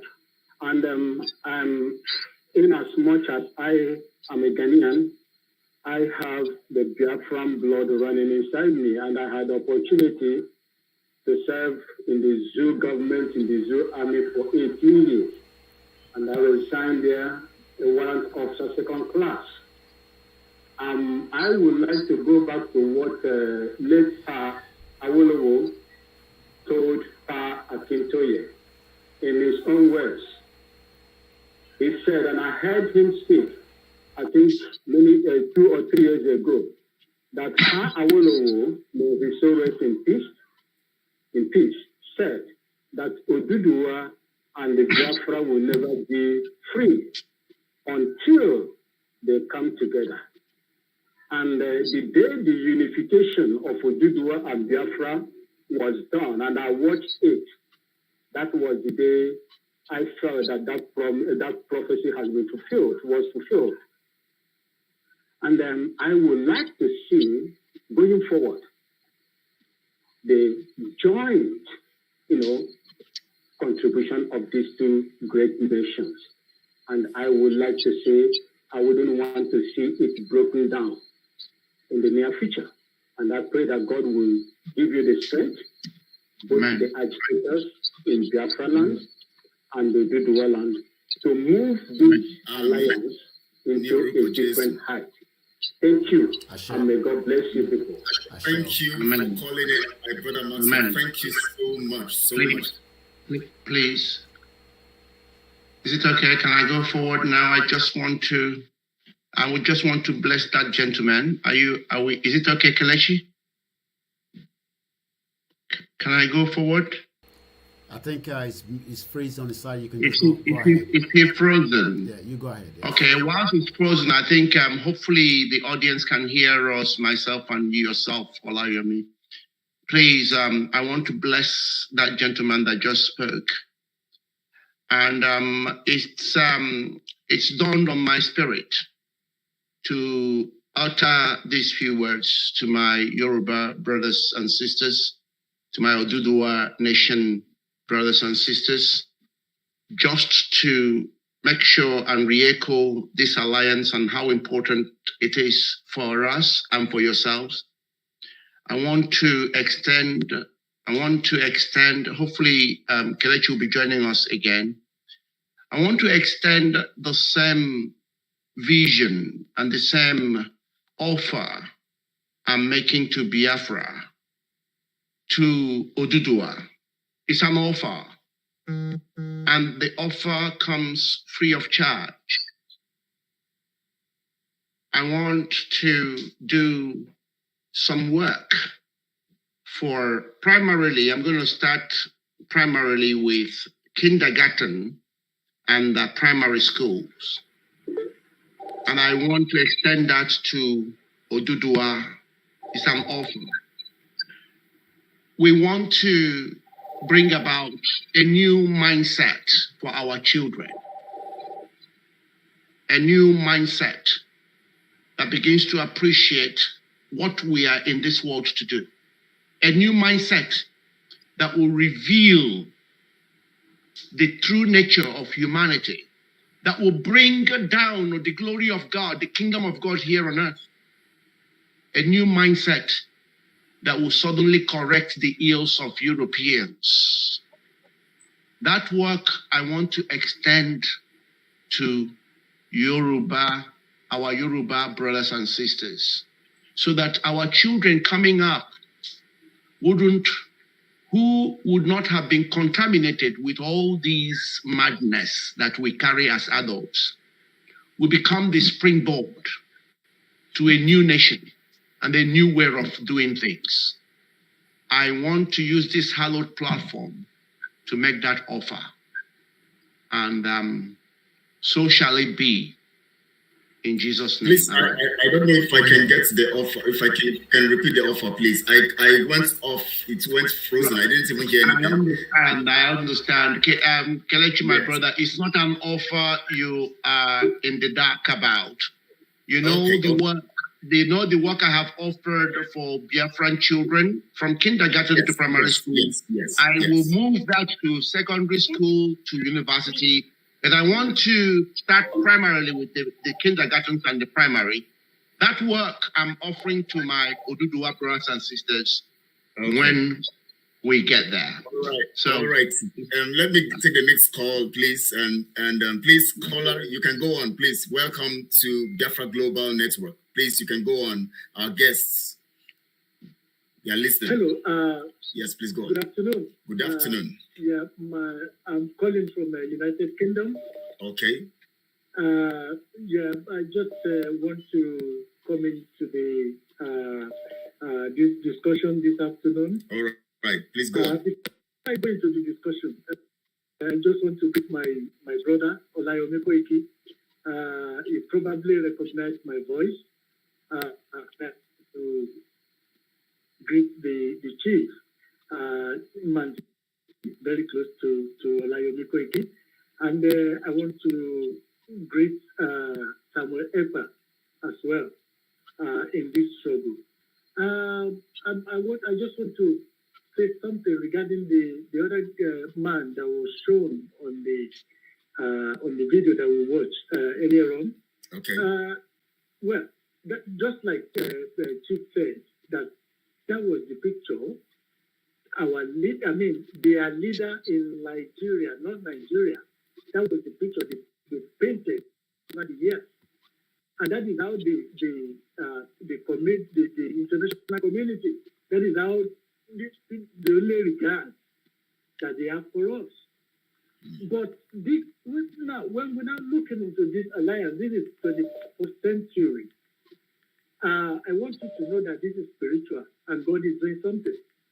Amen. One of the things that God hates is slavery. That is the reason why even in the Bible, it said, let my people go without any condition. Look at, for instance, because I'm going to use the Bible as a pastor to justify what Biafra and stand for. To stand for liberty. They've had enough. And God is saying, let my people go. Pharaoh does not have any regard for humanity. The Fulani, they have no regard for humanity.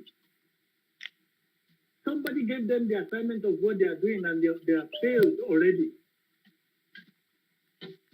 So this particular struggle, this liberation that we have stepped our foot on, it is not a human invention. It is God himself shows that he is tired of slavery in a particular part of the country called Nigeria. So that is the reason why when the alliance came a few days ago, I laughed. I'm telling you, this kind of alliance that happened in the Bible.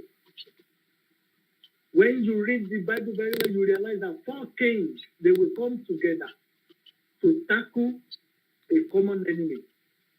So if anybody is attacking Samuel Epa or Manzi that I'm watching at the moment, or my brother Olayemi Koiki, they are, I don't know what adjective I can use to qualify them. They are nothing. Because when this wind will start, it will sweep them away. It is God himself that is leading us. Yes. And God is not going to back up. He's not going to back up until we see the end of it. And I'm telling you, the end of it is not very fast. It's going to be something very, very quick. Yes. So, one thing I want to ask Chief to do for us, because my wife is from the East already. So, I'm used to new people. I love your culture. So, I married from among you. And this kind of a unity is spiritual. Let's just carry on and do it together. So people might be reminding you about the past, whatever ages That's the usual way. Past, the same Yoruba. That's the usual way. It's Just encouraging. to take us back. Yes. This is 21st century. And I could see the spirit of the Igbo land and the spirit of Oduduwa coming together to do something. To liberate, to give people freedom. People are dying. They are poor. And what do you think poor person can do? They can't fight for themselves. They don't have money. Yes, my brother, they can't. Poor people cannot fight unless God raised a situation to fight for them. And that is what we're doing. Thank you It so is much. God's time, not human time, not Yes. political time. Yes. God bless you so much. Thank you so I love much. this program, So and much. I love the team that I'm watching, Thank and you the so alliance much. between our representative, Brother Olayomi Koiki, and I love the way Brother Olayomi Koiki understands the Igbo people. Very well. I've never told you that my wife is Igbo. I've never. But I'm telling you, that makes me to love Brother Olayomi Koiki the more, because I could see the love he has for our lost brother. Many people would not even know that I know Olayomi Koiki more than I know Kelechi. We've been around for That's true. Thank you, Chief. The Thank bond, you. the I bond really is appreciate it. permanent. The bond So, has Chief, we have passed that stage where we Amen. talk about the past, what has happened in the past. That's gone. Amen. This is another generation. We've come to set a pace for something new. And that alliance is just the Amen. evidence of the spiritual mandate which Yeah. has sealed this union and this Amen. bond. It's even going to watch and see what is going to happen, because like you said, it is divine. It is divine. Yes. It is divine. Yes. So it's going to explode into something the Yes. world will say, wow, wow, wow. Once it is divine, it is perfect. absolutely. Because everything resident in the realm of Amen. divinity or the divine is perfect. Exactly. So there's nobody can fault it. Nobody can fault this alliance because it is divine. Exactly. Yes. Amen. Amen. So that is to let Chief and Brother Olayomi Koiki know that already. Amen. Thank you so much, All right, thank our you. caller. We appreciate it. Thank you so much. Let me bring the next caller, please. Thank you. All right. Thank you. Okay. Thank you. Yeah, we had another call. Well, please call back. I actually just saw your message now that I should bring you in. Yes, please. I'm sorry. We're actually listening to the caller to finish up. We're waiting for him to finish up, and he has finished up. So, we're going to hear the next caller. Please, Ogodoman. I think that's okay. This is not Ogodoman. Please, go on, please. You're live now. You're live. Please go on, please. You're live. Please go on. Yes, my brother. Welcome. Hello? Welcome. You are live. Please, you can go on now. Okay, thank you, my brother. Yes, please go on. Go Hello, on. am I through? Yes, you are on. No, we can You are hear live. you. Everyone is listening to you. Okay, thank you. Thank you, my brother. Yes, greetings to the panel, our Igbo Prince and the Mazi Koiki. Thank you so Thank much. you. Welcome. Thank you. Yes, I appreciate this gathering. That is so much. Mute the one that you're watching from and keep to the Yes, phone please. alone. You can mute. You can just unload mute the other set so we can hear you properly. Mute your TV Yeah, you know set. what? To buy so Hello, that you can. am I through? You're Yes, true, please but, speak from your phone. but Don't mute the listen to TV you. set or the other system and just stick to the phone.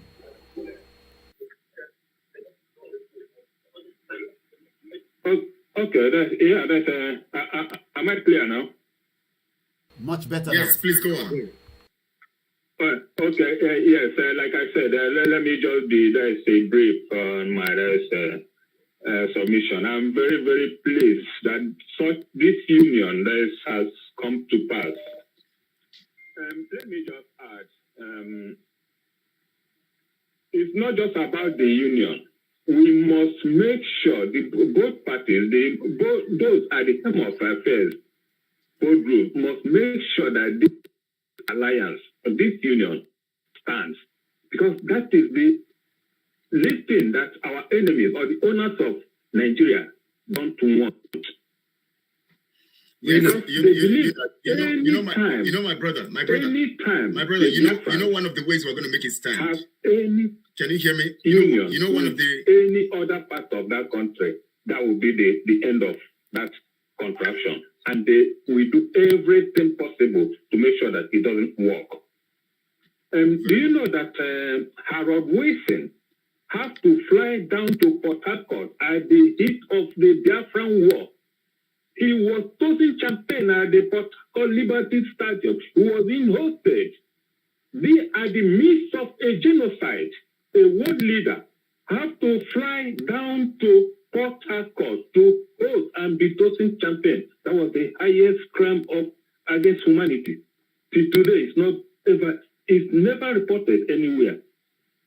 And that was when they made sure that the disunity among the Biafrans and their brothers, the Southerners or whatever they call themselves, that was when they solidified every arrangement about selling out the Igbos. The alliance of evil. Now, to the Oduduwa, Obasanjo once told them that Nigeria or the Fulanis, they can never fight against the Biafrans and Oduduwas joined together.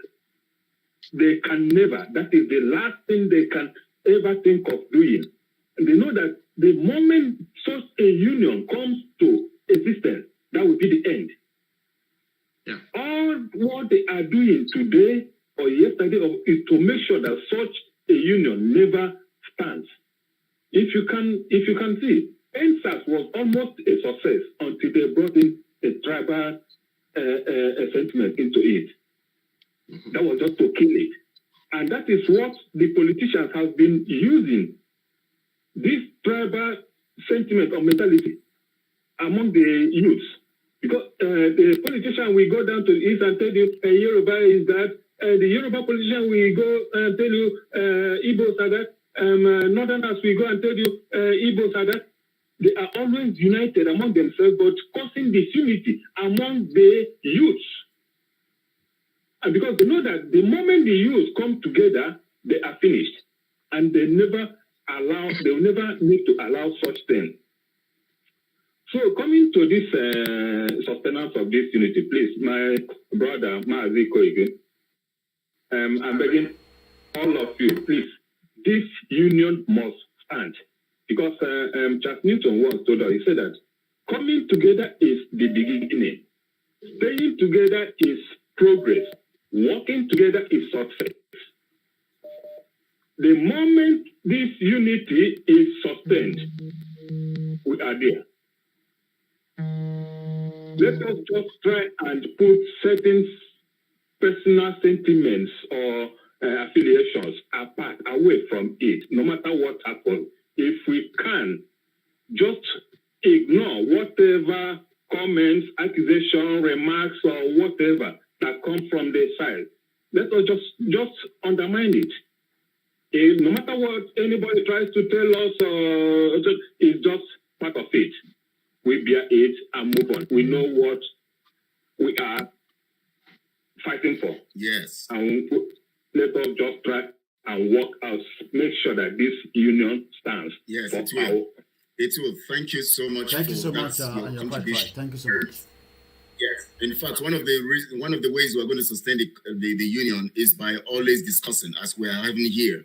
Because when we reason together, you know what God told us, in Isaiah chapter 1, verse 48, he said, come and let us reason together, says the Lord. So to sustain a kind of relationship like this, we'll continue to have such kind of platforms where we're going to be discussing with our Oduduwa brothers. and we improve on our relationship, talk about so many things, we contribute and rub minds as we're rubbing now. And then, of course, behind, we're doing the work greatly. Thank you so much for calling. Let me take the next call, please. That will do the magic. Yes, it will, definitely. Talking together. I'm greatly flabbergasted. Yes. It will continue. This relationship will continue. And these discussions will continue. Talking like this regularly, we're going to make sure that we do it regularly this time around, because we want to prove to the Fulanis that they cannot put us, as they put us behind, and dealt with us in the 60s. This time around, we know, we have the secret. We know how they did it.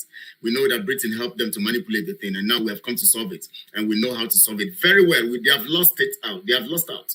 So I bring in the next caller, please. Thank you so much for joining. Mogodaman, please call in. It's just that people's calls always come in between your call. That's why I've not brought you in. So please, just call in, Ogodaman, please, so that I can pick your call. As soon as this call is dropped now, or I pick this call and it's through, you can come in, please. I'm not rejecting your call, please, Ogodaman. I actually want you to speak, so please, you can call in again so that I can bring you in. Thank you so much, my brother. Yes, please, Ogodaman, you are here. Thank you so much for joining. Thank you. Please go on. The floor is yours. Okay, greetings, Biafrans, and greetings, my brother from the Oduduwa nation, and greetings to you. I said what the people cook for us, they are going to eat it by themselves. He said, I'm saying Nitoriko Jesu. I'm saying Nitoriko Jesu. Is it Nitoriko Jesu or Nitoriko Jesu? So happy to see this places, and by the time I see gentlemen, people that make sense. Yeah. They say the birds of the same feather flocks together. And when you see men that reasons, you want to join them because you reason very well. Let me go straight to the point. First of all, they have tried everything humanly possible to divide us in the past. Very well. We are succeeding. They succeeded in the past until God brought Oyendu to open up the eyes of not just the Biafrans, not just the Igbos, not just the Biafrans, not just the Nigeria enclave, but to be honest with you, the whole of Africa, eyes are open. But let me go straight to the most important things of today, which is Biafrans and Oduduwa. They don't want us to exist. They don't want us to unite. They don't want us to know that we are same, because they fear that we are going to outsmart, outdevelop them. That is their fear. But that their fear has come to reality. Whether they like it or they don't like it, Biafra and Oduduwa must come. So let me go straight to that point, which is the importance of restoring Biafra and Oduduwa. The Oduduwas, I want you to listen. I have a lot of Yoruba friends here. When these things started up newly, they were fighting me. They were calling me Onye Biafra, Omo Biafra. And when they called me, I smiled and laughed. I said, who are you? I'm a Nigerian. I said, no, you are not a Nigerian. Come on.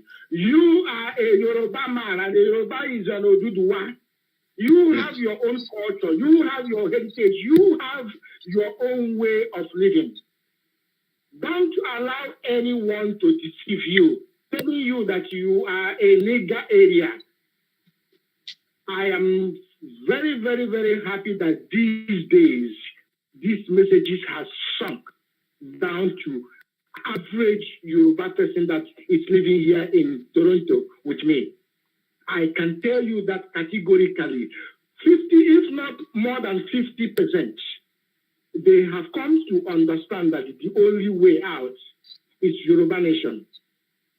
So that is one of the things we have been doing and we will continue to do, is to restore Biafra and to restore Oduduwa. Now, the benefit is so much. The benefit too much. Just just like the picture, the video you showed me. You know, the guy spoke and spoke. At a point, he began to cry. When he began to cry, I don't want to cry because I have developed a hard skin. I have developed khaki skin, so I don't cry no more. But he's crying. Your tears are finished. Your tears are finished. He is crying because he have not seen anything. My brother KOIKIMEDIA that is here, he said he went to UK, back in Nigeria. When he said that, I said, look at my mates. We have seen it all. So he's crying because he's just started. So the benefits of us to you make sure that Biafra and Oduduwa comes to reality is so many. Look at Singapore. Look at Malaysia. I have been to Malaysia. I have been to Singapore. In Singapore, if you spit on the floor, you'll be flogged 24 strokes of skin. In Malaysia, oh my goodness me. You see, when I see these two countries, I see Biafra and Oduduwa. They know that competition, healthy competition brings progress. And that is exactly what they are fighting tooth and nail to make sure that it doesn't come to reality. But they have failed. I mean, the British has failed. They can do anything, they can do all they can. They have failed woefully. By 2023, we are all going home, whether they like it or they do not like it. If they want us to go in peace, if they want everybody to go in peace, we go in peace. But if they want us to separate in pieces, so be it. But that alliance must be there. That alliance is already there. That alliance must be sustained because healthy competition brings progress. That's it. And that is what the West is so much afraid of. Yes. Thank you so Imagine Biafra growing. Oduduwa will not be sidelined. Imagine Oduduwa growing. Cotonou will not remain where they are. Imagine Cotonou growing. Ghana will say, what? Imagine Ghana growing. The neighboring countries, that is what you saw happening in Asia. Malaysia growing, Singapore growing, China growing, every neighbor of them. I said, what are we doing? These people are growing. They grow by force because the healthy competition brings progress. And what are we going to achieve when we restore Biafra and when we maintain these benefits of so many things? A lot of things. When I look at job opportunities in Oduduwa Nation, when I look at job opportunities in Biafra Nation, I ask myself, what is wrong with Nigerians? Let me not talk of Nigeria. What is wrong with the Southerners that are shouting it will be blah, blah, blah? What is wrong with these people? Can they see the benefits that we are seeing? Can they see the development we are looking at? Can't they think? I mean, can't these people actually think? However, when I ask this question, I come to the realization that British took their time, used the Fulani so many ways to finish us. With their cow meat, with their tomato, with their azo, with all this bullshit. They use it. We have eaten to a point that Southerners cannot use their own brain. They are dependent on yam coming from Ugwausa, onions coming from Ugwausa, tomato coming from Ugwausa. Potato coming from Ugwausa. Let me help you there, my brother. I hope you can hear me. We can. Yeah, Oduduwa, please. Oduduwa, please. Hold on, please. Let's. Mr. And you're quite right. And that's always the fear of my, fellow Oduduwa and Yoruba brothers and sisters that should we leave Nigeria, what are we going to be eating? And the question I always ask myself is, what about the land that we have? What is the benefit of that land? And what is the advantage of using that land, to build, the food? During the Awolowo, there were plenty of food. So I think we need a lot of, educating our people. We've been able to do that on our own platforms, for the last 3 years. And now that we have been able to show people, the mechanized farming, that it is a deliberate act, in 2022 to be using cut and hold, and some of these old methods. And one thing we can assure everybody is, I've been able to show people, how production is done, around the world when it comes to farming.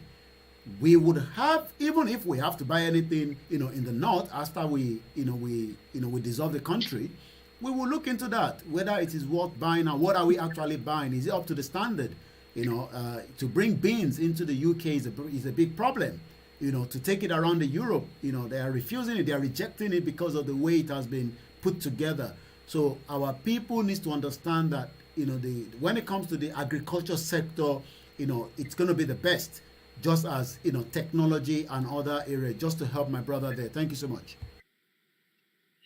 Thank you so much. Thank you so much, Ogodaman. Thank you so much for your submission. In fact, you have just opened up another side of the discussion that would actually take us. We're going to have more time, of course, where you're going to still talk more on this so that we can actually, because I know our guests have stayed long, as somebody is pointing out here, but of course, we need to also talk because we are doing this is the sacrifice that they are giving for Biafra people and Oduduwa people, because we know that we have to do much of talking for people to understand now, so that they don't begin to think the alliance was just a formality for Mazi Samonekwa and Professor Banji to just come and showcase themselves and tell the people that they are there. They are the ones. No, they came for real business, for the freedom of the people. The alliance is what is giving birth to what we're discussing now. And basically, the facts we're discussing now is a product or the benefits we're going to gain from this alliance. And so we're going to discuss them more and more and more. That's why we said these discussions will continue. It won't stop here. We're going to have as much time. We're going to be coming together. We're going to be discussing. Mr. Olayomi will always be here also with us, and other Oduduwa people that will be coming. We'll be discussing, and we'll keep discussing. We'll keep discussing until we enter into our freedom before the end of the year. I believe in the Oduduwa mandate before the end of 2023. We are talking about 114 days now, but Oduduwa is saying before the end of this year, and I believe in that. Please, Mr. Prince, please go on that. Yes, with that mandate, I want to advise our Oduduwa brothers and sisters and advise our brothers and sisters in Biafra land. Now, one of the things they used to render us as slaves is religion. And they branded the Christ they brought to us as a non-violent Christ. Okay? They sold us a Christ that is non-violent. But let me introduce... Hold on, please. Hold on briefly for 1 minute, caller. And please switch off your TV set. Switch off your TV set and switch off everything you're listening from. Just listen from your phone, please. Caller, please listen to your phone, please, directly. There is no way of muting that caller. Is it possible? Okay, let me see if I can mute him. Okay. If you can, do that so that I can finish this point. It's very critical. Okay. Are you ready? Okay. Yes, please go on. Now, they gifted us a non-violent Christ. A Christ that only spoke about peace. Please go on. Sorry for that. Now, let me introduce the true Christ that we're going to use to get our freedom. Okay? 2, 3, 4. Are we listening? Yes, please go on. Yes. I'm about to introduce the true Christ, the original Christ, the Christ that went into the synagogue and took a cane and drove away the people who were not supposed to be treading there. That is the Christ I want to introduce to you now, and that is exactly what we are going to do. That Christ never advocated for people to be offensive when it comes to violence. But that Christ actually is an advocate of self-defense. That Christ allowed Peter and other disciples to carry knife in their pockets. That Christ was happy for the knife to be used at the appropriate time for self-defense. That Christ only criticized Peter because at the point Peter wanted to use that knife, it was the time that he knew that his time was up, and he felt that using that knife at that time wasn't appropriate. But that Christ allowed Peter to carry his knife. If there was anything called gun, then that Christ would have allowed Peter to have the gun. So what this means in effect is that we don't advocate for violence. So we're not asking people to go and start killing Fulani or killing anybody. But be prepared to kill anybody whose intentions is to kill you. Christ allows that. If a madman has become that mad that he wants to kill him first. You are free to do that. And this is not promotion of violence, and this is not advocating for violence, but every human being is entitled to self-defense. Life is the most important thing in life. That's why we don't ask people to go and kill anyone, but you are entitled to defend your life and kill first if you know they are coming to kill you. So don't be afraid of defending your territory and defending your land. Nobody has monopoly of violence. Nobody has monopoly of madness. We can all trigger madness when it is appropriate and when it is required. So don't be afraid. It is time for action. All we know is that we're going to do whatever it takes, whatever is necessary to make sure that Biafra comes and Oduduwa comes simultaneously at the same time. I thank you. Thank you so much. Now, caller, please, we're going to just 1 minute and just take about 2 minutes. We just want to make it brief so that we can allow our guests go. Yes, please, just make it 2 minutes and very quickly, 2 minutes. We take your call in 2 minutes. Thank you so much. Please go on. Hello? Yes, please go on. 2 minutes. You have 2 minutes. Please go on. You are live and direct. Go on. Yeah, good afternoon, gentlemen. Good afternoon. Please, you have 2 minutes. Gentlemen. I need to greet you very much. My name is Maxim Knox. I'm calling from London.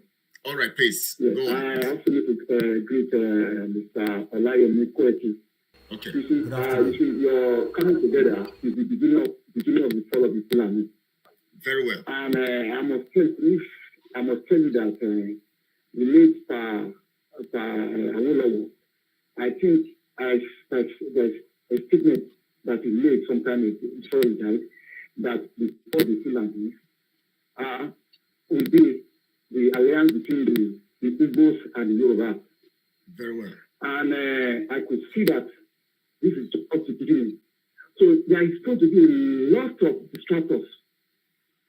Some from the Yoruba group, some from the Igbo group, trying to disseminate some kind of report that this is this and that this person has made this statement, and just to scatter the alliance. Yeah, I think I have to urge you guys to be very focused, and please try and propagate this your alliance. Let it be strong, no matter how. Let it be very strong. Forget about backbiting or whatever. Be strong. I'm so happy that when I actually saw the first alliance speech between that kid with Simon Epa and Professor, and also KOIKI and all this, I was so glad. Actually, I'm not a Yoruba man. I'm from Edo State, and I'm so glad because we know that everything that's happening in Nigeria affects everybody. Yes. Not only the two major groups. I'm talking on the language. So please, I'm going to urge you guys to be strong. There's going to be real distractors. People from within the Igbo, within the Yoruba. Because already, so I'm seeing that a lot of things like that is going on. There is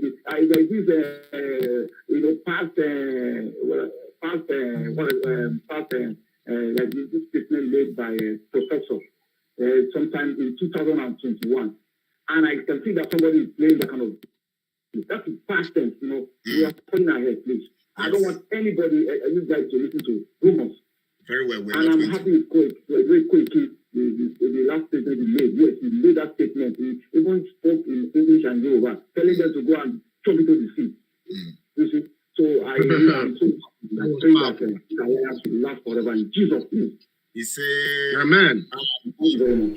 Thank you so much for that. And we tell you, we are serious about this alliance this time around. This alliance will be stronger and stronger. We're going to see us discussing together. We're going to see us talking together. You're going to see us planning together. As we talk to you, we are working together to make sure we get our freedom, as we have said, and we will get it. We know that this alliance is strongly embedded in the people, and it is a people's thing. It is not a political thing. It is not for the politicians. It is for the people. So we are strong in that. We're going to have 2 more callers. We're going to take. This is one. We're going to take another one, and then we're going to close for today because we're already 3 hours, and our guests have been here for a long time. So, just caller, please. You have 2 minutes. Make your point. 2 minutes, please. Just make it brief in 2 minutes so that we can move forward. Thank you so much. Please go on. Yes, caller, please go on. Yes, you have your time now. Running 2 minutes. Please go on. Okay. You said at the beginning. If somebody has a question, I would say there is no question because what is clear is very, very clear. Definitely. It will be more even interesting because there are people who are even too scared to come to face this reality, because it's not easy. Even like the mainstream media who are scared of doing this is tormenting them because they know the truth, but they are compelled and forced to do the otherwise. So this is why they will do everything to go against it. Now, the question, if I would have a question, would be, how do we get this into these followers and victims of the mainstream media who are the victims of this psychopath, who this humiliation actually does do in their mind? It excites them. These people, our brother, when Sayana Cho would say that these are people with psychiatric treatment. So because these people, this wickedness actually, they enjoy it. And secondly comes the money and the wealth. They don't want to lose the grip from our people and our development because they want to, of course, do the population. That is one big important thing for them. So the question I would ask you guys, how do we combine to put these people out completely? I mean, to get this argument that is righteous, that defeats anything that tries to oppose it, to these people who are scared of looking for such places, because the truth encourages you. There is a lot of courage in knowledge, but these people are so scared of getting around, coming towards this place. So this is why they are really under the mainstream media. That will be a good. So how do we achieve this? Is there any stunt we can kind of pull out to really, but that the mainstream media? Let's allow Prince and then Mazi Koiki to also respond to your question. I think they're going to take the time to respond to them. Please, sir, go on. Thank you, this caller, for that question. Very quickly, this is the answer I have for you and my brothers and sisters in Oduduwa as well as Biafra. We are not spending time trying to convince anybody anymore. We are so spiritually based that we know that one with God is majority. The alliance will speak for itself. And if those in the mainstream media who are in the right place would join us, they will join us. If they want to remain in darkness, they will remain in darkness, but that darkness will consume them. We've gone beyond trying to convince anybody or convince any WHO, United Nations, or international community. We've gone beyond that. We are taking our freedom. So, my dear brother, rest assured, as this alliance is here to stay. And let me, in metaphor, tell you what this alliance represents. The problems you see, including the mainstream media that are lying to people, they represent the cancers of this world. They represent the cancers of this world, and since time immemorial, we have used paracetamol to deal with these cancers. I can assure you today, God has introduced high-powered chemotherapy. So this alliance represents chemotherapy that will deal with these cancers in the way that it has never been dealt with before. On that note, I thank you. Thank you so much. Mr. Olayemi, please. Thank you so much once again to all our listeners and viewers from both sides of the globe of the world we are. Let me take us back again to Declaration on the Granting of Independence to the Colonial Countries and People, Resolution 1514, and some of the solemnly proclaim the necessity to bring into a speedy and unconditionally end colonialism in all forms and manifestation. So what we are doing is we are trying to end the colonialism in Biafra land, in Yoruba land, in Arewa land, in the Middle Belt. So it's not just, and also then for the world. We don't want, Britain to be giving us, gift of what they called, different NGOs that have been set up, trying to help the people back home. We can help ourselves, and we have the means to do so. Somebody was talking about something that I wanted to talk from the last point of this, resolution. And I want people to go and have a copy of these. Keep it. Just as Prince Eze said, at no point have we ever said nobody, or anyone should go and kill anyone. And I want us to always clear that, because what I've heard is, the Yorubas are, going to kill all the Fulanis and all that. No. We are not the terrorists. We don't do so. But we have the right to defend ourselves, right. And we will do so according to the international law that says in America, people goes with gun, to protect themselves. So just to put that on record, because I've also heard people say, the autopilot, and this motion that the Yorubas always put out there that the government have labeled IPOB as terrorist organization. Let me clear this today again. The main terrorist that we have is the federal government. It is not IPOB. So when the Yorubas are saying don't have this alliance because the terrorist government or the terrorists, the zoo or the Nigerian government have prescribed IPOB. On record today, no international community, no countries around the world, as far as I know today, being the 11th day of November 2022 at 12 minutes past 3 p.m. has prescribed IPOB as a terrorist organization. We know we have so many terrorists in Nigeria that the international community have run away. America actually said we will evacuate their people because there is terrorist attack about to take place.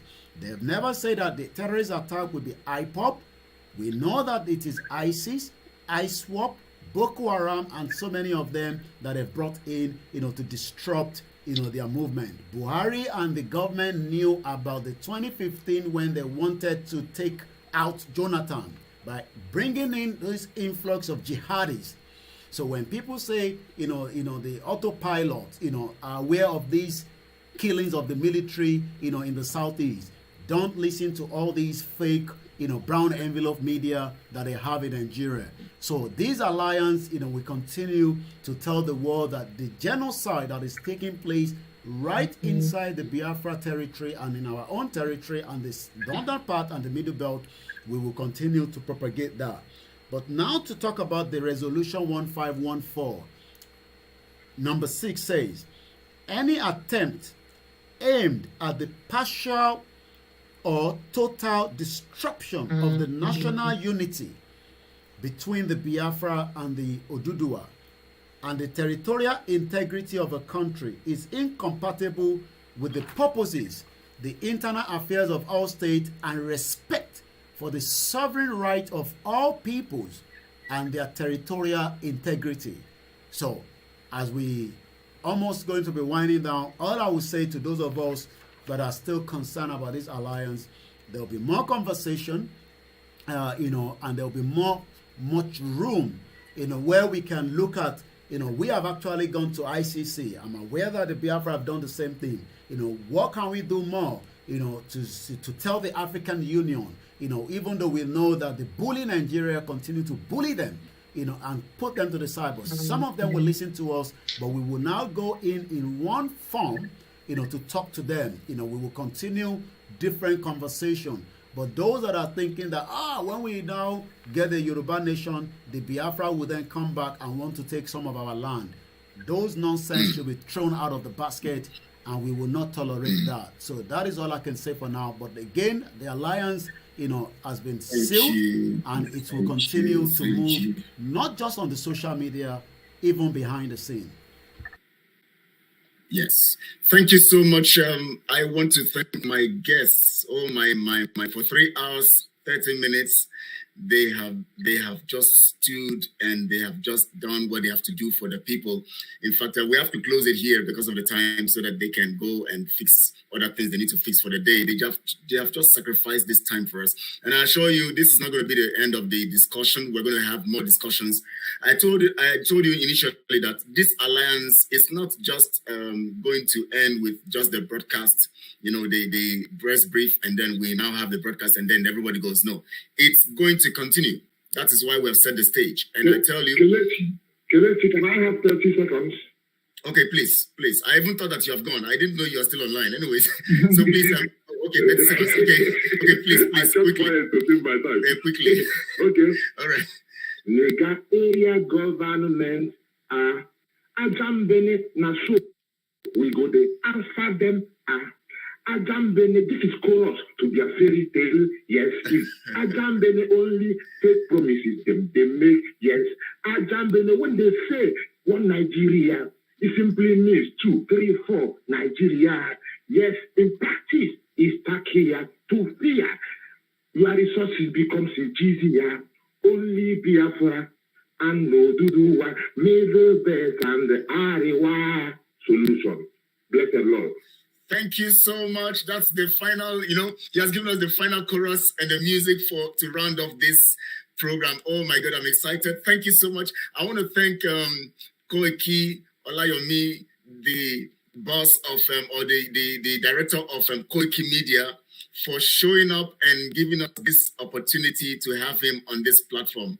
And I know that anytime we call on him, he's going to be coming a year, And I believe that this alliance, we're going to have more of, others also coming in through him. Of course, we're going to connect to other Oduduwa media, personnel, and we're going to be coming here. I wish we can be having this like this every week, because the more we talk together, the more we are strengthened, the more we are together. It's very, very important. So we're going to arrange all of that, and we're going to let you know how we're going to be running it, after now. So for now, I'm just telling all of you, don't worry. This is perfect. The alliance is settled. Nothing can change it. In fact, nothing created can change it. That's the truth. Nothing created can change it. I also want to thank Prince Ezem. In fact, oh my God, Prince has been so wonderful, always giving his time, here. And of course, we're going to still have this combination always, and more people coming in. And of course, more of Oduduwa media personnel coming in. We're going to have, I assure you, we're going to make sure that we sustain this and of course increase the tempo.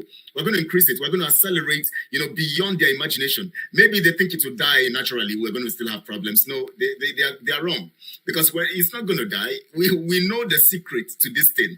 We have come to discover the secret to this thing. And intelligent people, brilliant people, those who are truly the technocrats and the professionals are in this thing now.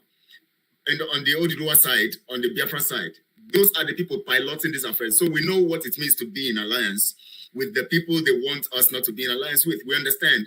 As much as they're against this, we know that there's something in it. That's why they're against it. So definitely we're going to move strongly. So please, before we round off, I'm going to give our guests 1 minute each or so the time they need to have to speak to us briefly, to round off and tell us something that they need to tell us to round off this program. Please, Prince, you can begin from there. Please start off, and then Mr. Olayomi can take it from there, and then we round off, please. Thank you. I'm rounding off by demanding from British government and Fulani government and all those in the contraption called Nigeria, especially those in Igbo land and Biafra land, who have hand in the continuous illegal detention of Mazi Nnamdi Kanu to release him now. Release Mazi Nnamdi Kanu now. And I say, long live Mazi Nnamdi Kanu. Long live Professor Banji Akintoye. Long live Mazi Simon Eba. Long live Chief Sunday IGBOHO. Long live Madam Azuka Charles. Long live Olayomi KOIKIMEDIA International, the spokesman for Sunday IGBOHO, officially known and renowned. Long live Pastor Emeka Livingston. Long live Ambazonia. Long live Federal Republic of Biafra. Long live Oduduwa Nation. And long live and thank you, Kelechi, for all the work you have been doing. May God bless all our efforts and bring us to that land of freedom, the promised land. I thank you. Thank you so much. Please, Mr. Olayomi, please take it up from there. Yoruba nation forever, Biafra nation forever. Amen. We should not lose focus. We are at the final lap. When the colony power came to our territory, they were probably not even scared to come into that territory and change the narrative. As we are about to change the narrative as well, the word scared and fear should be removed from the heart of every innocent person that is alive to witness what is about to start. Yep. It will become a reality. Those that thought it's just a social media thing, you will wake up in a Biafra land. You will wake up in a Biafra nation. Likewise, you will wake up in a Yoruba nation. Our gods are not sleeping, but they want us to activate. And this activation is about to start. Thank you so much. He said, amen. Thank you so much. Thank you so much. I appreciate my guests, Prince Ezemianacho and Mr. Olayomi Koiki of KOIKIMEDIA. I appreciate you all. In fact, I can't just say thank you enough for giving your 3 hours plus. Oh my God. 3 hours plus is so much to give as a sacrifice to educate the people, talk to the people, and of course, bless the people. I appreciate you, and we're going to come more. We're going to have them often. They're going to be here. We're going to set a particular time. I'm going to get back to everyone because I'm going to get to discuss with them before we set a time and a date. We're going to be coming together with the Oduduwa and the Biafra together. We'll be talking and we'll be educating and reorientating at the same time, because it is very, very important. Our freedom is non-negotiable. We have said it. And so please don't be afraid. Every question you have about what will happen because of this alliance, what will happen when we get freedom, keep it. The next meeting, you can ask that question. Just think about it. Think about whatever you want to think about. Get the question together. The next meeting, you can ask them the questions and you're going to get the facts. Thank you so much, everyone. Thank you so much, sirs. Thank you for your time. Thank you so much. We want to appreciate you all. We say thank you all, and they say bye to you. Biafrans, thank you. I'm going to play the anthem, and then we close for today. God bless you, very good. Thank you. Thank you all. Thank you all. So we go straight to the anthem. Thank you all. Thank you so much.